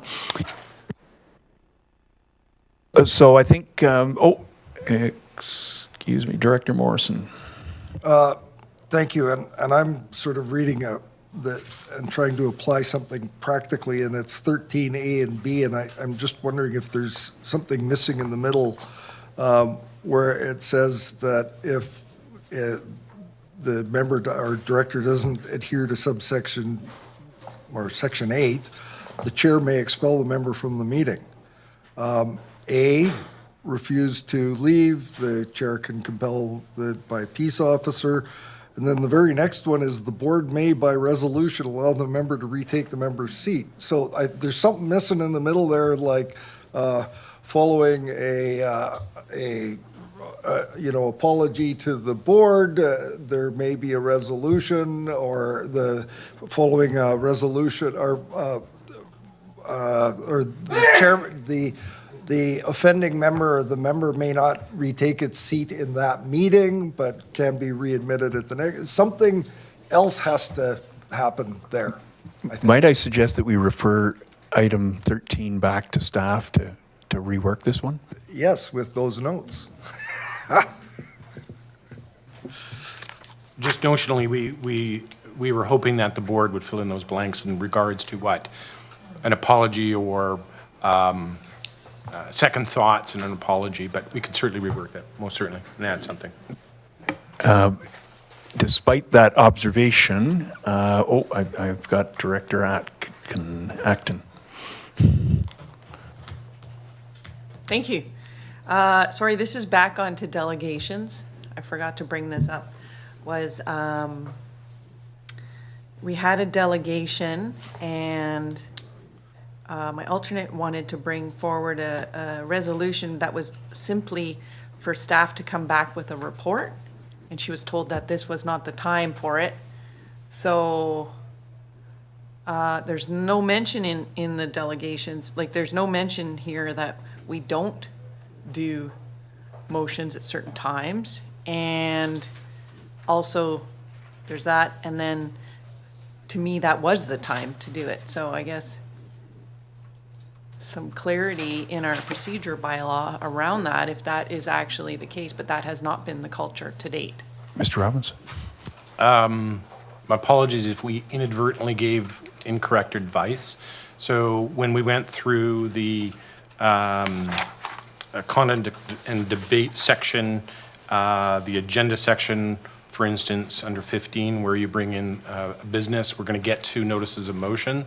And so my previous comments were that under section 15, immediate business is likely, more likely to be brought as a late item and added to your agenda under late business.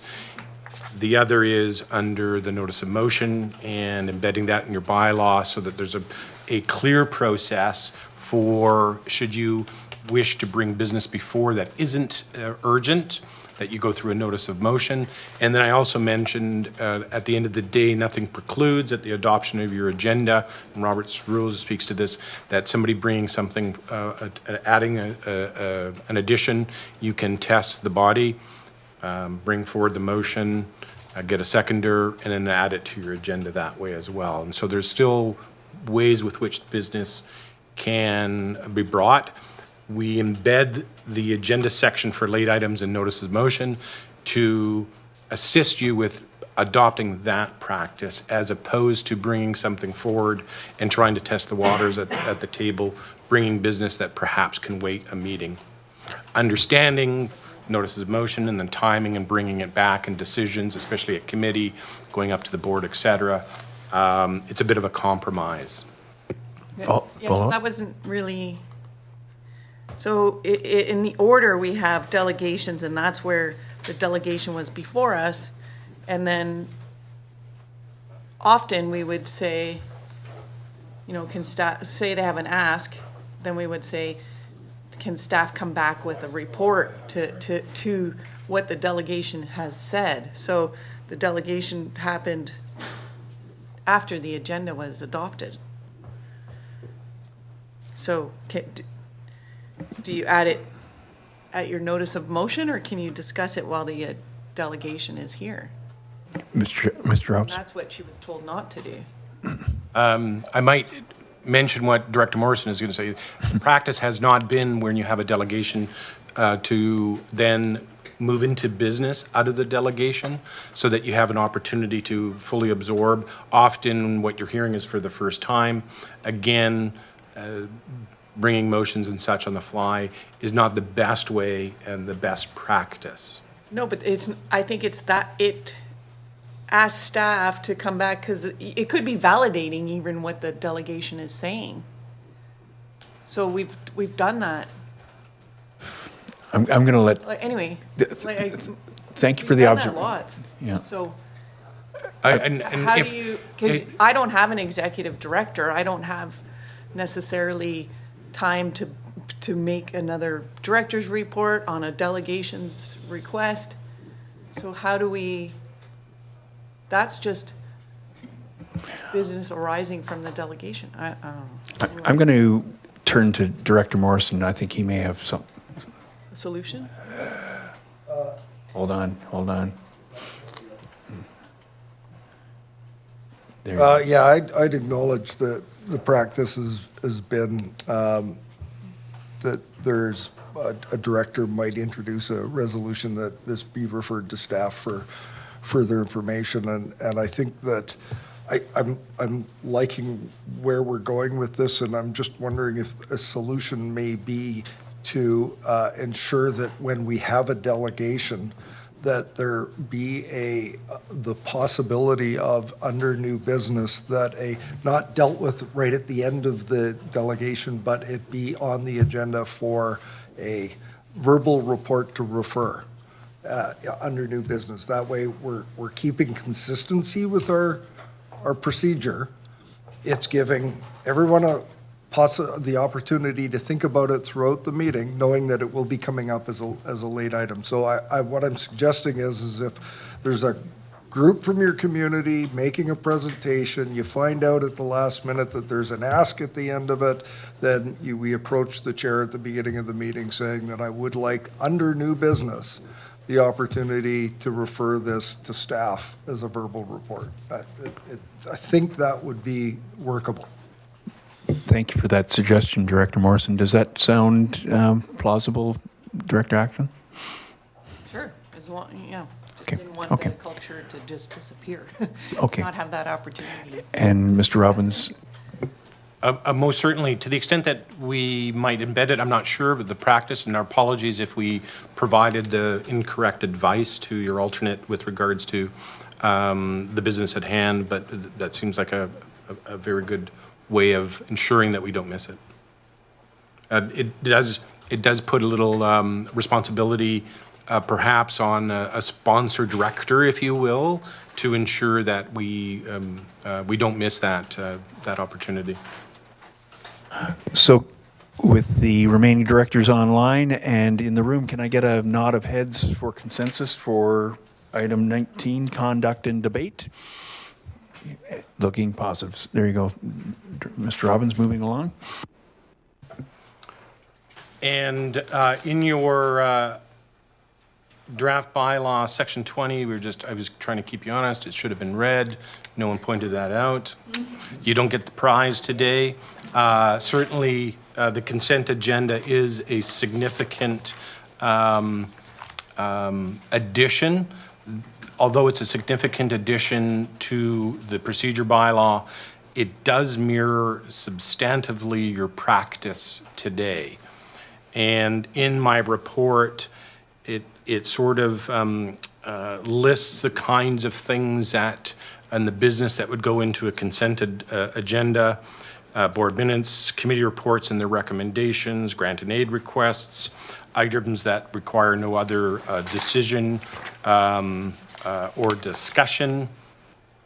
And following the current practice, anything that is in that consent agenda can be removed and then dealt with separately, a separate motion, a mover and a seconder, discussion and debate, and certainly at the end of the day, a call to the question of what that motion might be. And so this just sort of permits and embeds that practice into your bylaw. Consent agendas are pretty common now within procedure bylaws as well. Director Segal, I think you have a comment. Yes, thank you. On this, for commission minutes, sometimes our APCs or Parks Commissions will provide recommendations. And I just want to make sure we have clarity in if we are adopting those minutes through the consent agenda. Are we adopting all the recommendations that those commissions have made, or is it just being received for information? Or, you know, if a director, would the director need to pull that item to action recommendations that may be within? Just all those options for that to be really clear, what we're doing when we approve a consent agenda there. Mr. Robbins? And so, understanding there was some recent discussion about this as well, the notion would be, and I think we could add specifically on the items, in this case, say a commission set of minutes, for information. And anything that is embedded in there would need to be drawn out and discussed. Understanding, though, that the practice has been the recommendations that you receive from your advisory groups are generally moved through the business that they've been tasked with. And generally that's through a staff report. And so if you've referred something to one of your commissions and they provide some advice, generally how it gets up for your consideration is through a staff report. I suspect on a rare occasion you may want to pull that and look at the recommendations. I think the risk of that is then you don't have the benefit of perhaps a staff report or additional information that provides context to that recommendation. And so I would encourage you to continue with the practice is to expect that to come out through a staff report in following an advisory group, and that you receive these for information, and we would certainly make that clear on a consent agenda. These are for information. Thank you. Director Morrison. Thank you, Chair. So I have an open mind. I'm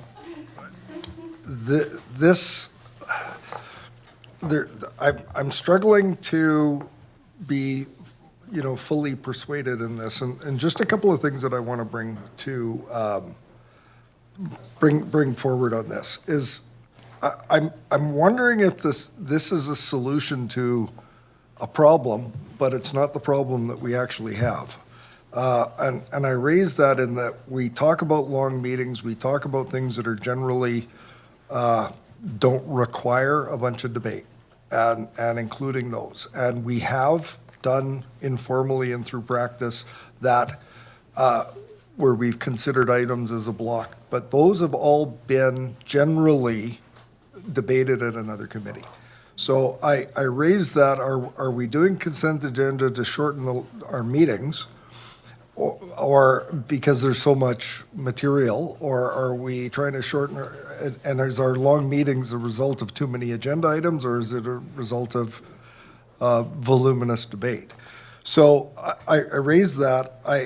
I would also ask, because it's not clear in here about the rationale for pulling from a consent agenda items for individual debate.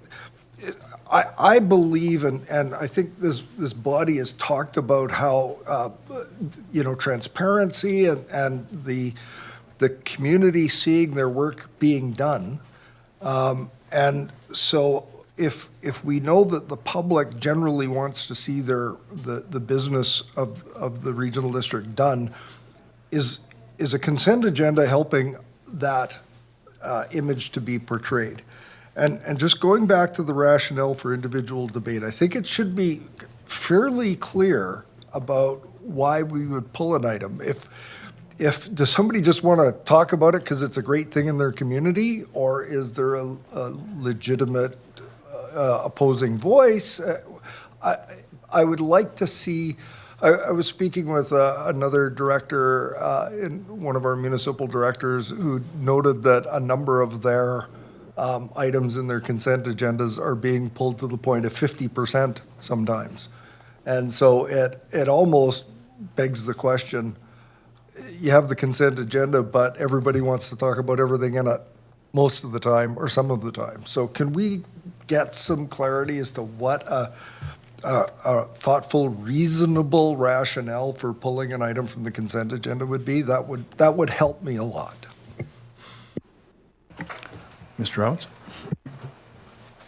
I think we can put some language in that section and/or in the definitions.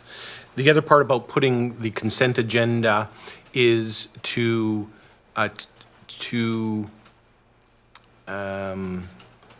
embed correctly how to do with this business as opposed to the practice in the convention.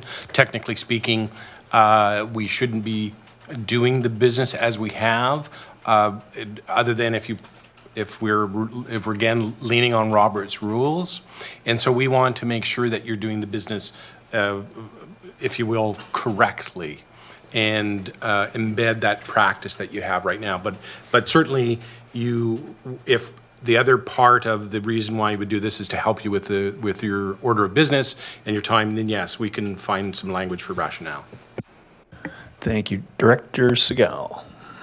Thanks. I really like that point. I won't reference any director. But yeah, it's confusing in here that, the items recommended to go into a consent agenda are information items that our really only action is that we are in receipt of them. But then the option to pull, offers debate and discussion, but information items are not something we should be debating. So I'm wondering if the option to pull is like, from this information, a referral to staff to go down some route might be appropriate. But just, to have that clarity that the items going into our consent agenda, I don't think we want anything that has a major decision on it in a consent agenda, because we want to be transparent and open with the work we're doing here. So I think the intent is to help move our agendas along, and mostly it's for information items that we will discuss at length. And maybe that's a chair's issue. I leave that for the committee. Mr. Robbins, thank you. I think it would be difficult in terms of the rationale, and I mean, you can't obviously codify every type of scenario, but I look back that, for instance, in an information on the board information package, there was a hyperlink to another document that was very important that somebody had asked it to be pulled and we put on the agenda. And so there are always those nuances where it might be for information, but as you dive deep into the information, there may be some collateral material that has direct bearing on what you're doing, and occasionally you need to bring that forward. And so I think it's a compromise. We'll look at some language, but I think that it will be incumbent on the chair to provide some guidance, and then also to the member that is perhaps pulling something out to provide that rationale as well, as opposed to, occasionally we like to celebrate and make note of some successes, and perhaps that's appropriate. But the chair and the director asking that need to provide a bit of context so that you all have an agreement. Okay, it's not necessarily technically defined in the rationale, but we would permit it, sort of thing. Director Nicholson. Thank you. This is an interesting discussion. I have concerns that this whole thing may, in fact, take us more time than just continuing the way we do it. I'm wondering, well, first of all, I would say that under item 3, A and B are not items just for information.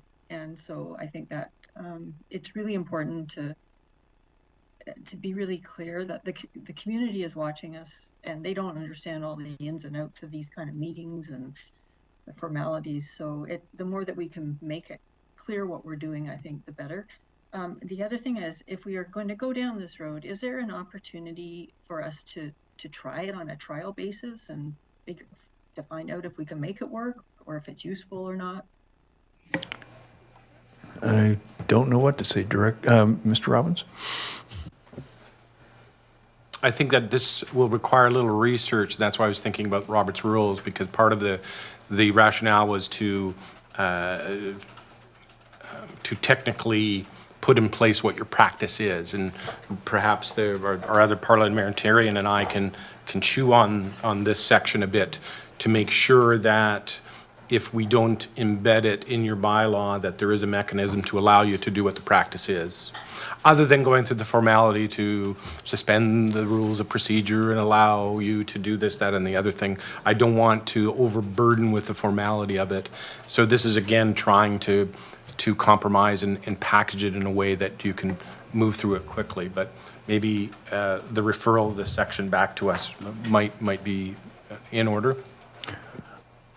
Okay. Director Nicholson will come back to you about a referral, but I'll ask for Director McGonigal, followed by Director Eustache. I think that's a great idea brought forward by another person at this table. There are ways to get around that, but I'm looking at number 5, for instance. I feel that we as a body own the business of the body. When I look and say that any member can pull a consent item with no vote or no motion, I struggle with that. When at every other aspect of our business, we are having a resolution on the floor that needs at least 50% majority to move it forward. So I do struggle with that. So in the interest of time, if it is referred, if we could tweak that a little bit to require at least majority for pulling of an item. No different than extending delegations, for instance, that we had at one point was 2/3 majority. So I see our corporate officer making notes, and I'll turn to online. Director Eustache, please. I don't see Director Justice or Douglas there anymore, so I just thought I'd quickly comment that this is standard practice at every North Cowichan meeting for consent agenda. It works flawlessly, easily, and not once has there been an issue with pulling items, moving items, getting things through. And sometimes the only thing I know that we changed in practice, and Director Kelly, you'll remember, was I think Kate Segal touched on, or Director Segal touched on, like, reports that are in there. So there was one report that we always ended up commenting on, and we just moved that item would no longer be in consent agendas, and it was actually ended up was our quarterly strategic report was always thrown in consent agenda. And we made a motion right at that meeting that it would always go in reports and not a consent agenda. So that was the most excitement we've ever had out of a consent agenda. So it works great. It's flawless. It's fast. And it's the most efficient thing we can do as a board, I think, utilizing consent agendas effectively and efficiently. So look forward to us doing good work here. Thank you. Lovely to get a strong voice from municipality of North Cowichan. Director Nicholson, do you want to make a motion to refer this back for a little bit of minor tweaking?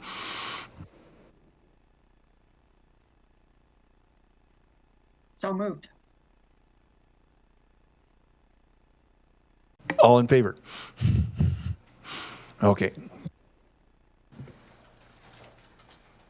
Not that I wanted the last word on this, but when we come back, I just wanted to be clear that we are trying to balance with some compromise in what the practice is today. We'll try and provide that narrative in our report to you, just so that you understand that the difficulty it may, and hopefully we can articulate it well if we can't quite get there, but what the intention was. So with the chair, I'll move on to section 21, motions generally. And the substantive change in section 21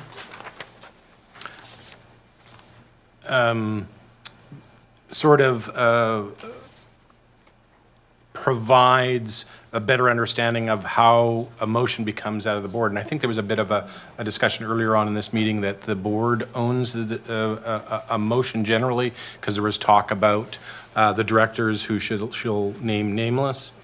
And so that just puts that into your procedure. The other is to provide in the procedure bylaw and to codify some of the tools that the chair already has under Robert's rules, but it is a good place to place these with regards to, again, calling the question, ending debate, and moving the business on.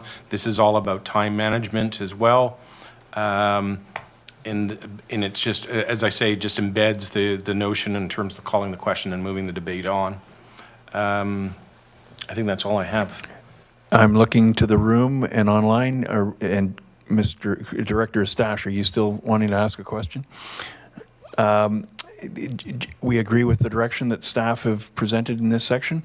Seeing thumbs ups, heads shake. Okay, moving on, Mr. Robbins, please. 22, notice of motion.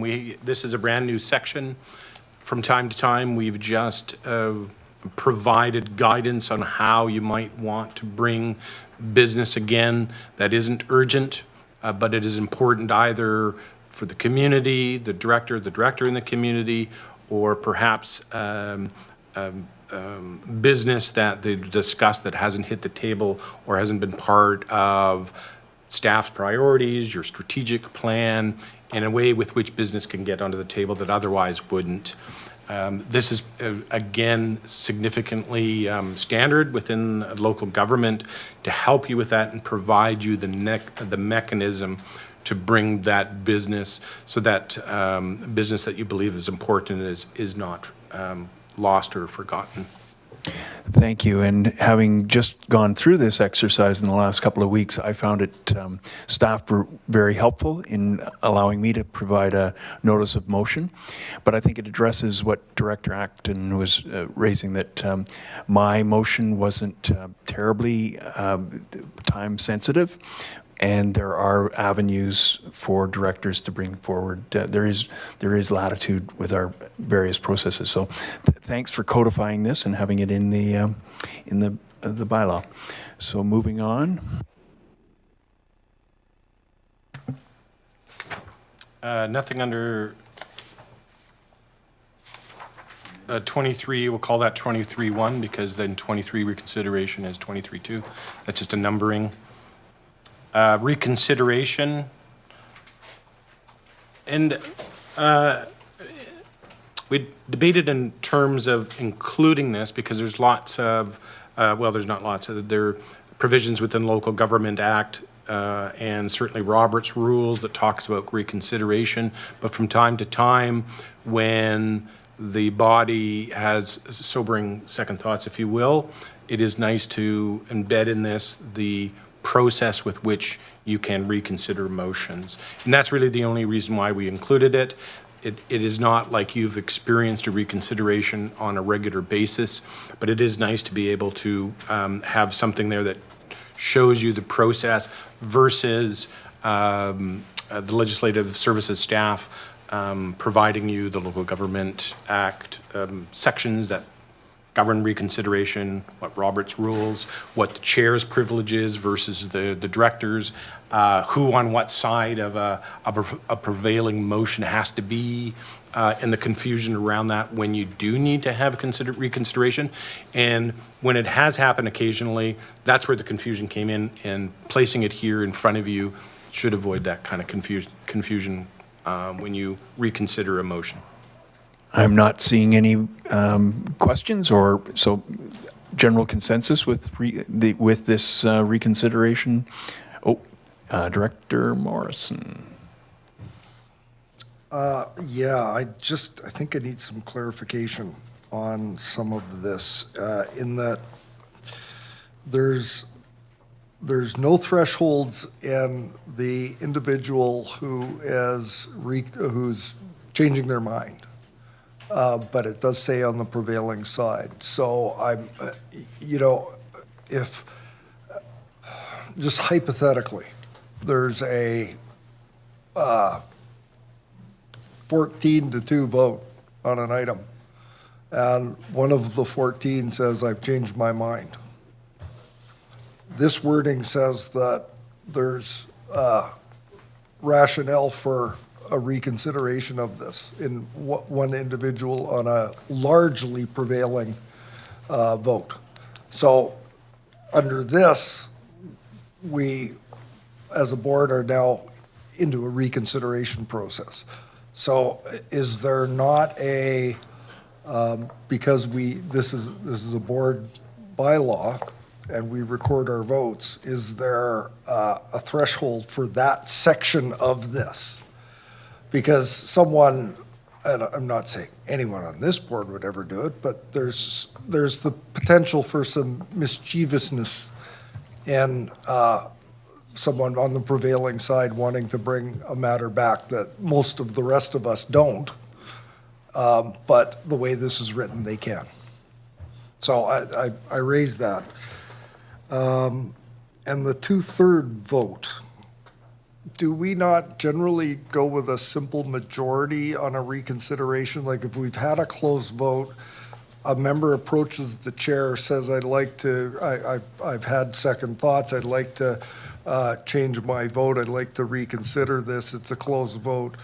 Is not a simple majority enough if there's a director feels compelled to change their mind and take the steps to contact the chair to initiate a reconsideration? 2/3 seems like a fairly high threshold. Mr. Robbins? So I'll speak to both of them, the threshold on the prevailing side. I'm not sure if there's anything that helps us in Roberts or under statute, and we can certainly look to see if you can put a box around that. The other part of the motion to reconsider 2/3, we'll have to do a little research. I'm not sure procedurally if there's something embedded or if that was just a way to ensure, probably partially, that a motion isn't brought back frivolously, my words. And so the threshold becomes a little higher in order to it to be reconsidered. And forgive me, I'm not sure if the LGA specifically says that or not, and so we'll have to get the clarity on that. So but if it didn't, I think the threshold would just simply to ensure that the body wants to reconsider this. So could I just move that it be referred for clarification? Sure. So moved. Seconded by, all in favor? Okay, thank you. Mr. Robbins, moving on, please. No, Director Nicholson on reconsider. On that. Well, it's on reconsideration. On 4A, I would like clarification of what acting means. So if we're in the middle of a budget process and the financial officer does a lot of work to recalculate a whole bunch of stuff, is that considered acting on or not? Mr. Robbins? No, acting would be whether or not we've committed the corporation. So we have signed an agreement, signed a contract, purchased something, and we're waiting for it to be delivered, that sort of thing. Director Acton. Director Acton. Go ahead. You have to be so close. If you don't touch that microphone button, it immediately. Okay, thank you, Chair.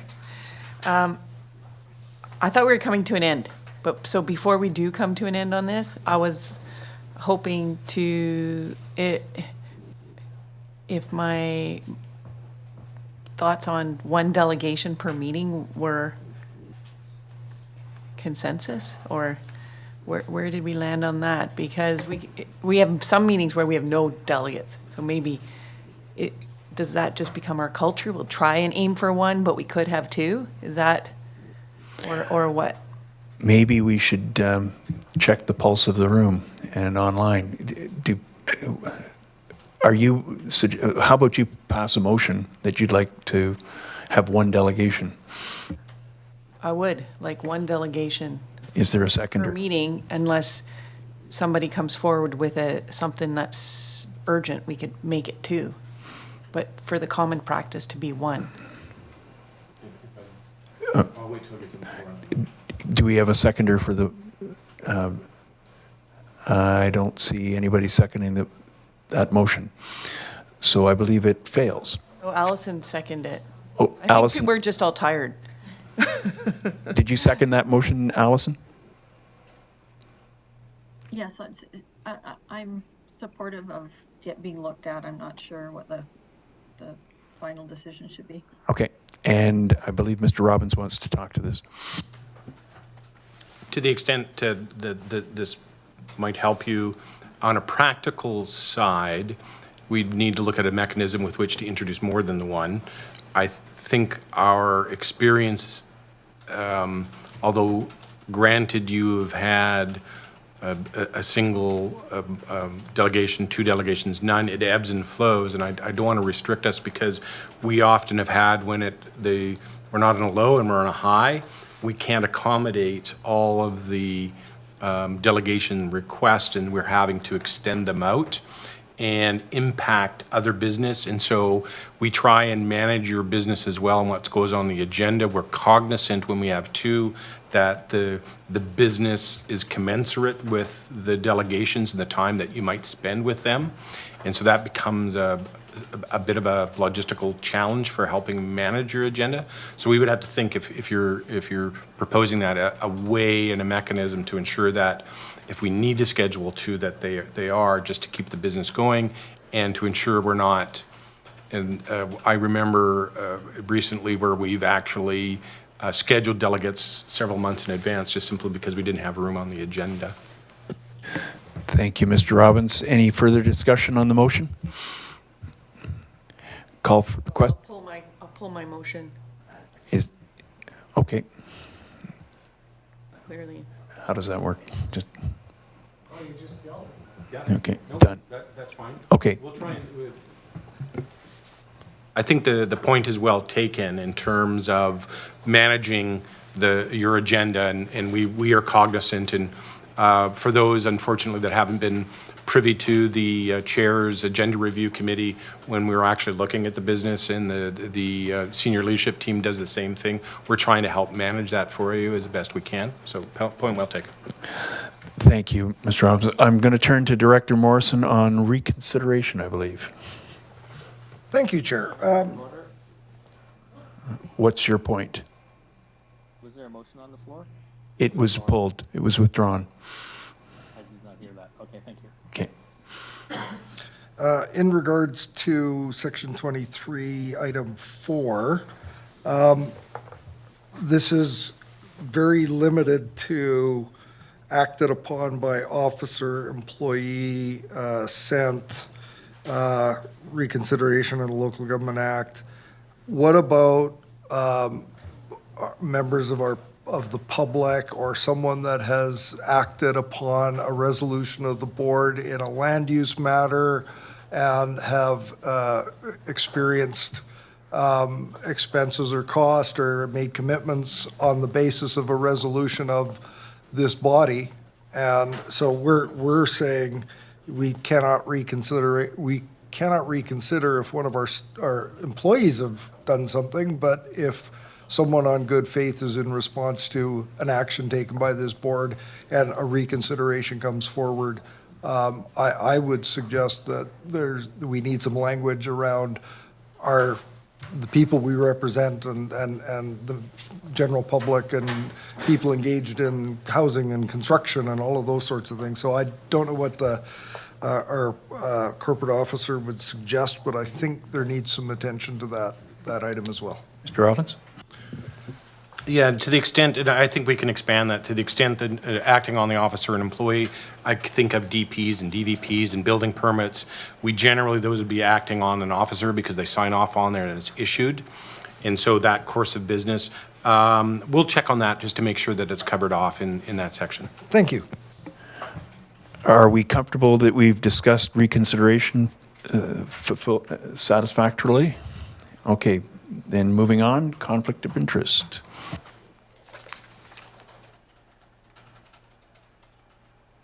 Simply, this new section codifies and clarifies the current practice along with recognizing provisions within the Local Government Act and the Community Charter with regards to conflict of interest. There have been occasions where directors have felt that they were in conflict of interest, and we provide advice. Well, I got to clarify that, because we don't provide advice. It's incumbent and it's a responsibility of the director with respect to your conflict of interest. But this helps you define and to recognize to the extent that you're in a conflict of interest. Thank you, Mr. Robbins. And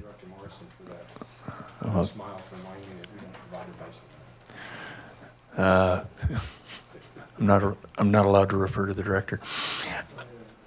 Okay, I don't know what item we're at, but it's called reading and adopting bylaws.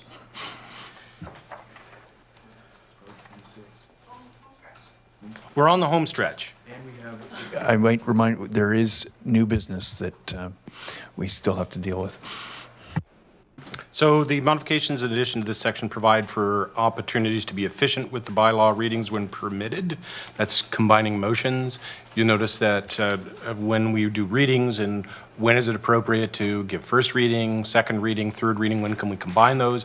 When can we just make one resolution? There are obviously certain business that you undertake, particularly an example in land use where you have to have breaks, or there are requirements between readings for other agencies and government bodies to provide their input or consent.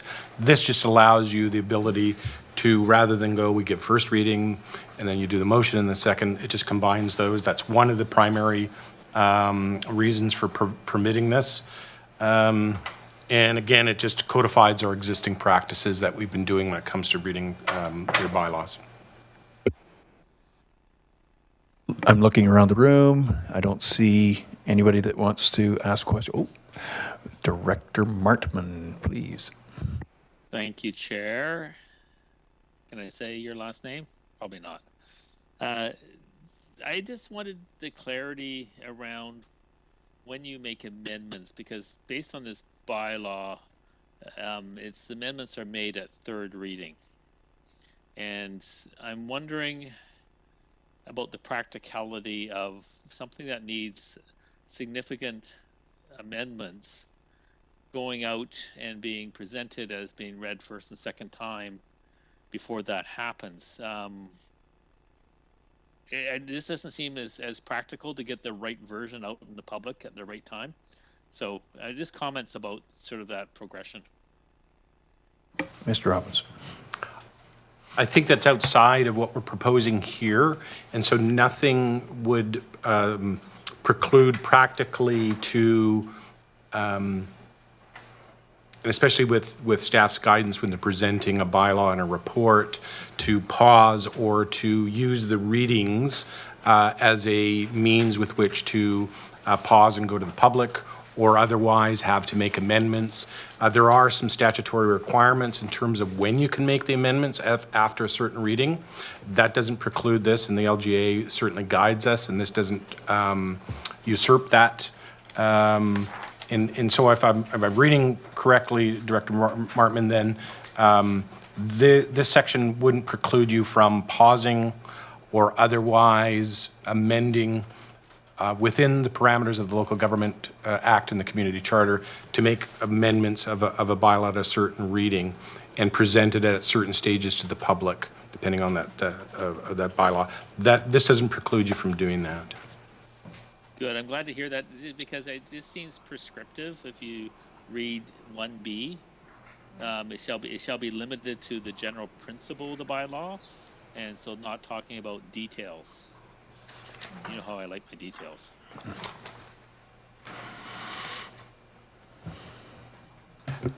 The only other comment, we can see whether or not we need to make any clarification under the Local Government Act, and I'm just looking under subsection 2. I'm just trying to, if we need to reference, pursuant to anything in the Local Government Act, we can make that correction if we need to. Thank you, Chair. Thank you, Director Martman. Thank you, Mr. Robbins. Can we move on to severability and repeal? Certainly very important parts of this bylaw. Other than notionally, nothing happens with severability. All that is if one part is deemed inappropriate for whatever reason by another body, by the courts, the other parts remain the same. And as I indicated in my preamble, we're proposing that we provide you a new bylaw and you repeal the old one just for ease of introduction to that bylaw so that we're not having to consolidate this with a mother bylaw, if you will, or parent bylaw. Parent bylaw is, yeah. So I think we've wended our way through the entire attachment A, and there is a recommendation in your staff report. I'd looked, but there were also a couple of referrals. I'm not sure how we can give you that recommendation while there are some matters that have been referred back to staff. I think that advancing those motions and the recommendations aren't appropriate at this time, and then we'll come back next month with some revisions for you. Did I hear are not? Not, yes, not, or not. I turn to you. What do you do now? Just move on to the next? We're going to go on to the new business. Okay. And under new business, Director Ack, I believe you.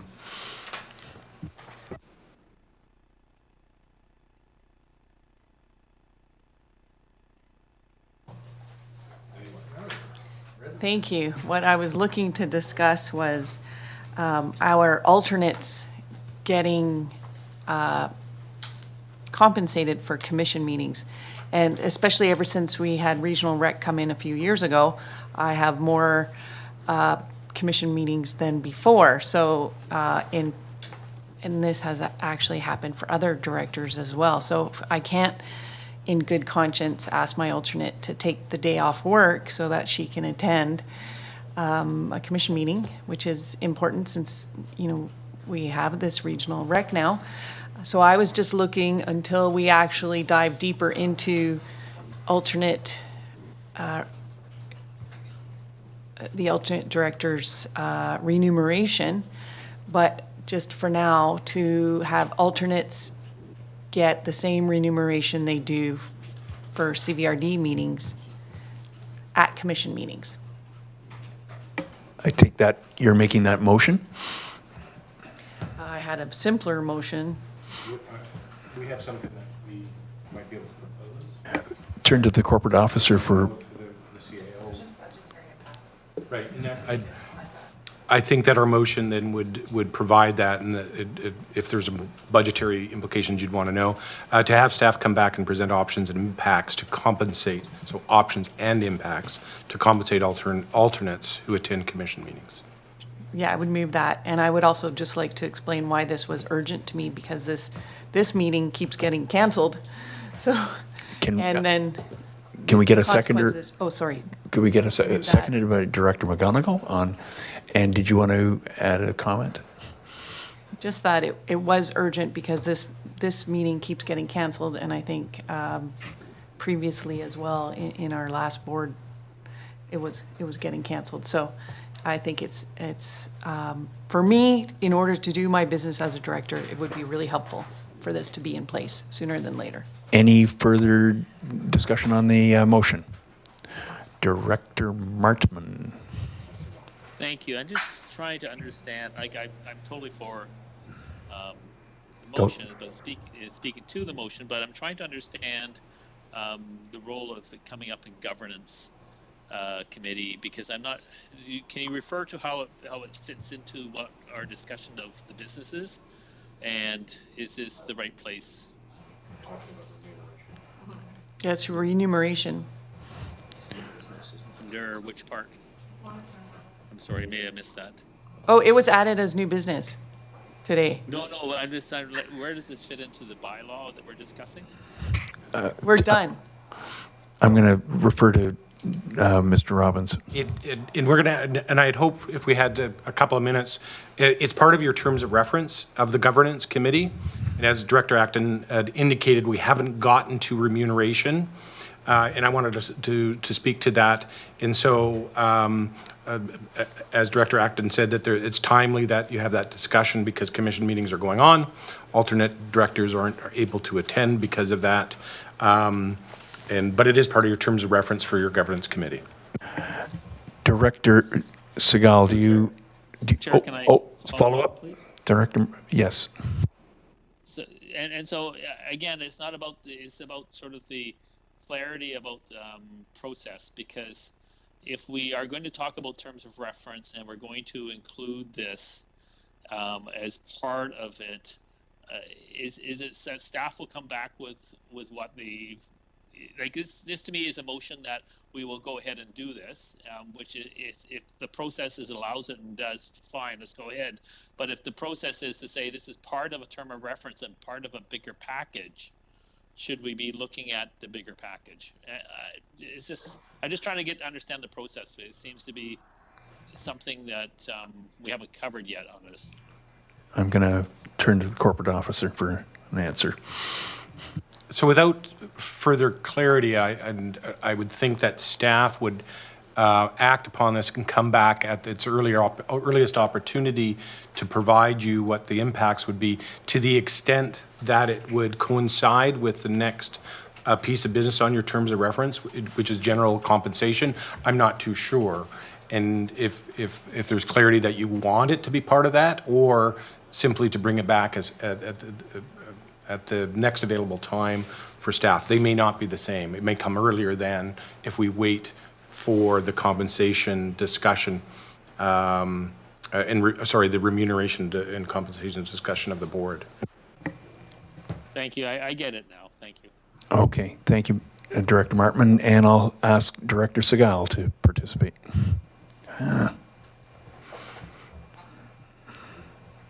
Thank you. Yeah, I just wanted to make it clear that remuneration is a part of the terms of reference, and so it's great to get the clarity that we do want to include director attendance at recreation commissions as a part of that, but I think we need to look at remuneration as a whole. So I would not be supportive of this coming back early. I appreciate the timing, you know, that that some directors feel. But I think this needs to be looked at as a whole. And I wanted to say, I also appreciate the frustration, just the timing of this governance committee. I also thought when I stepped in as chair that we would get through all of these terms of reference. But especially after today's meeting, I see how much goes into the back end of all of this heavy lifting of policy and bylaw work. So I'm appreciative of, you know, all the hard work that staff does, and let's just keep plugging along, knocking, you know, each thing off the terms of reference as we can. Thank you, Director Segal. Turning to Director Morrison on the motion. Yes. Thank you, Chair. And I heard my colleagues, and I anticipate further discussion, but in this specific instance, This, I believe, has merit in that we have created something new that has the involvement of elected officials. And I just want to make sure that we're clear in the definition of the meetings that are appropriate for the attendance of our alternates. And given that the director is named as a member of this commission, that's what I want to ensure that an alternate would be appropriate to attend. If there's, we're not members of our advisory planning commissions. We're not members of our parks commissions. And I don't think it would be appropriate to send our alternates to those because we're not named members of those. So I think there needs to be a distinction. So I'm hoping that when the report comes back soon, that we could consider this separately. The how much is, I think, the question that we need to discuss as a broader picture. So I think helping our directors being able to participate fully in their role, and if that's through the use of their alternate, I think this is more than appropriate. Thank you. Turning to Director Nicholson on the question on the floor.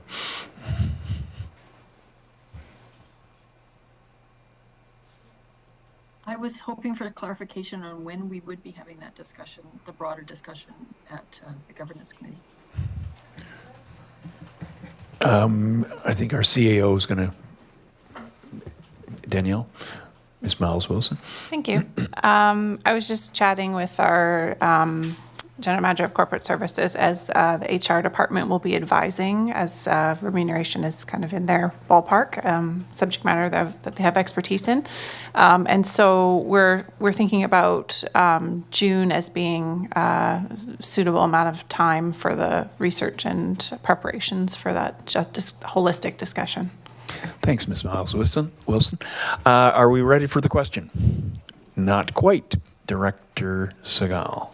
Thank you. Sorry, this is an example of not having time to consider it, but I don't know that all the commissions have volunteers, but the South Cowichan Recreation Commission does have 2 volunteers. So I would like to know with this report coming back, does this mean we're going to start paying volunteers that are on our Recreation Commission? I think staff have heard your question and we'll take that under advisement. Ready for the question? All in favor? Against? Passed unanimously. Mr. Robbins. So in your last 2 minutes, and I thought, because it came up with regards to remuneration, and I'm not sure to the extent that we're going to get any consensus today from you with bringing back compensation. We just wanted to get a sense, the temperature of the room, if you will, with regards to the amount of work that you'd like staff to do on remuneration. I know that in the past we have presented a great deal of material, so much so to advance a methodology on how your compensation and remuneration is undertaken, to simply a practice and that's embedded in a motion to provide you with cost of living adjustments. And so we didn't want to necessarily embark on some good research and bring back potentially with modifications and previous reports on remuneration. And so we just wanted to get a bit of a sense of where you'd like staff to spend their time so that we don't inadvertently bring something back that you wouldn't want to consider. I'm going to turn to the floor. Director Morrison. Thank you, Chair. In the vein of keep it simple, silly, I think that there's 2 things that I'm interested in. Is our last correction was done on the basis of a simple question: what does an entry-level unionized new employee of the regional district earn full-time exclusive of benefits? That was very helpful in the discussion, and the notion of a dollar amount possibly being contemplated by this committee and recommended to the board.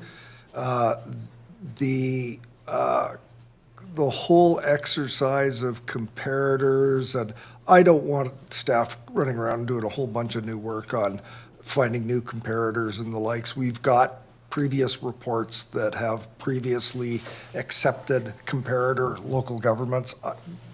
Plug new numbers in, and there shouldn't have to be a whole bunch of effort and energy into this. We went through that entire exercise, and we ended up with a dollar figure amount that was added as a correction. And I think it's very important to understand that we're considering something for all directors as opposed to just electoral area directors, because the municipal directors were, I don't want to say left out, but the last correction was specifically for electoral area directors. So I'll leave it at that. And I would like it to be contemplated for the 2026 budget year. Thank you, Director Morrison. Director Acton. Yes, thank you. I would agree with the discussion that's happened so far on what staff looking for direction. I do think it should just be a dollar amount and to stop comparing to other local governments. I think I compared it to like dysfunction comparing against dysfunction or like something like that. Like, why would we compare that when in reality, it's a role that, and I see it now growing even more for the directors on board day. That day is just growing exponentially, and it's a lot of work, and people should be compensated accordingly for the amount of work. And I think that comparison of comparing it to other jobs is actually more appropriate. And I would really love to show the next board how much we value a board, and the public actually thinks we get compensated a lot more than we do. And so when they do hear it, they are shocked. So, and I think the sooner we discuss it, the better. This should not be an election issue. Should not be something that, I want to set it up for the next board, that they get properly compensated, and they can afford to be here, and we can have more diversity on this board instead of, at the moment, you have to be financially privileged to be here. So. Thank you, Director Acton. Over to Director Martman, please. Thanks. It seems like we're having a conversation that we've had a few times in the short time I've been here. And I think the piece that strikes me is I thought we had discussed a little bit about the sort of the best practice out there with the UBCM, and that this wouldn't be an election issue, that this would be something that we would consider and try to put the mechanism in place so that in 2027 there could be remuneration commensurate with the positions.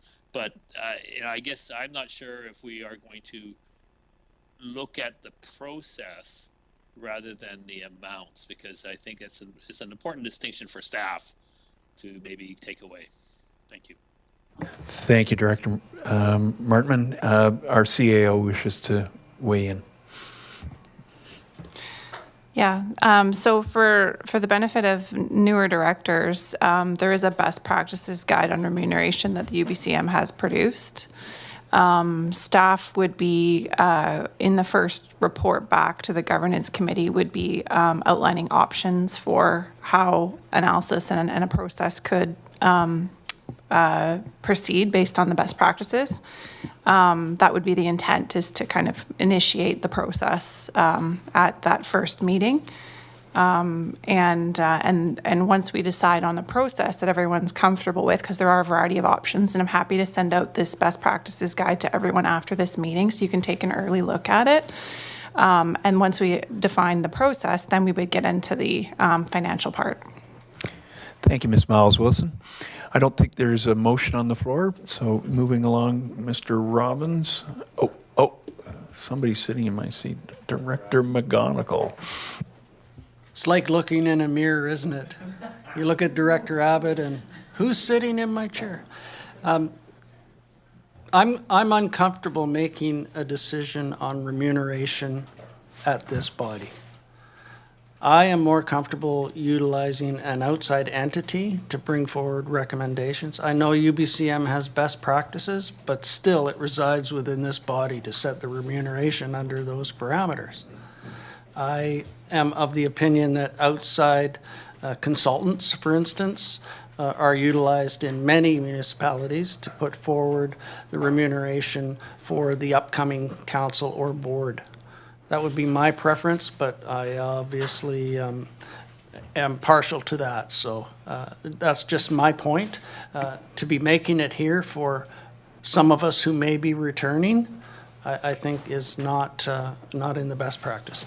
We appreciate hearing all input, and I think that our corporate officer may have something to add.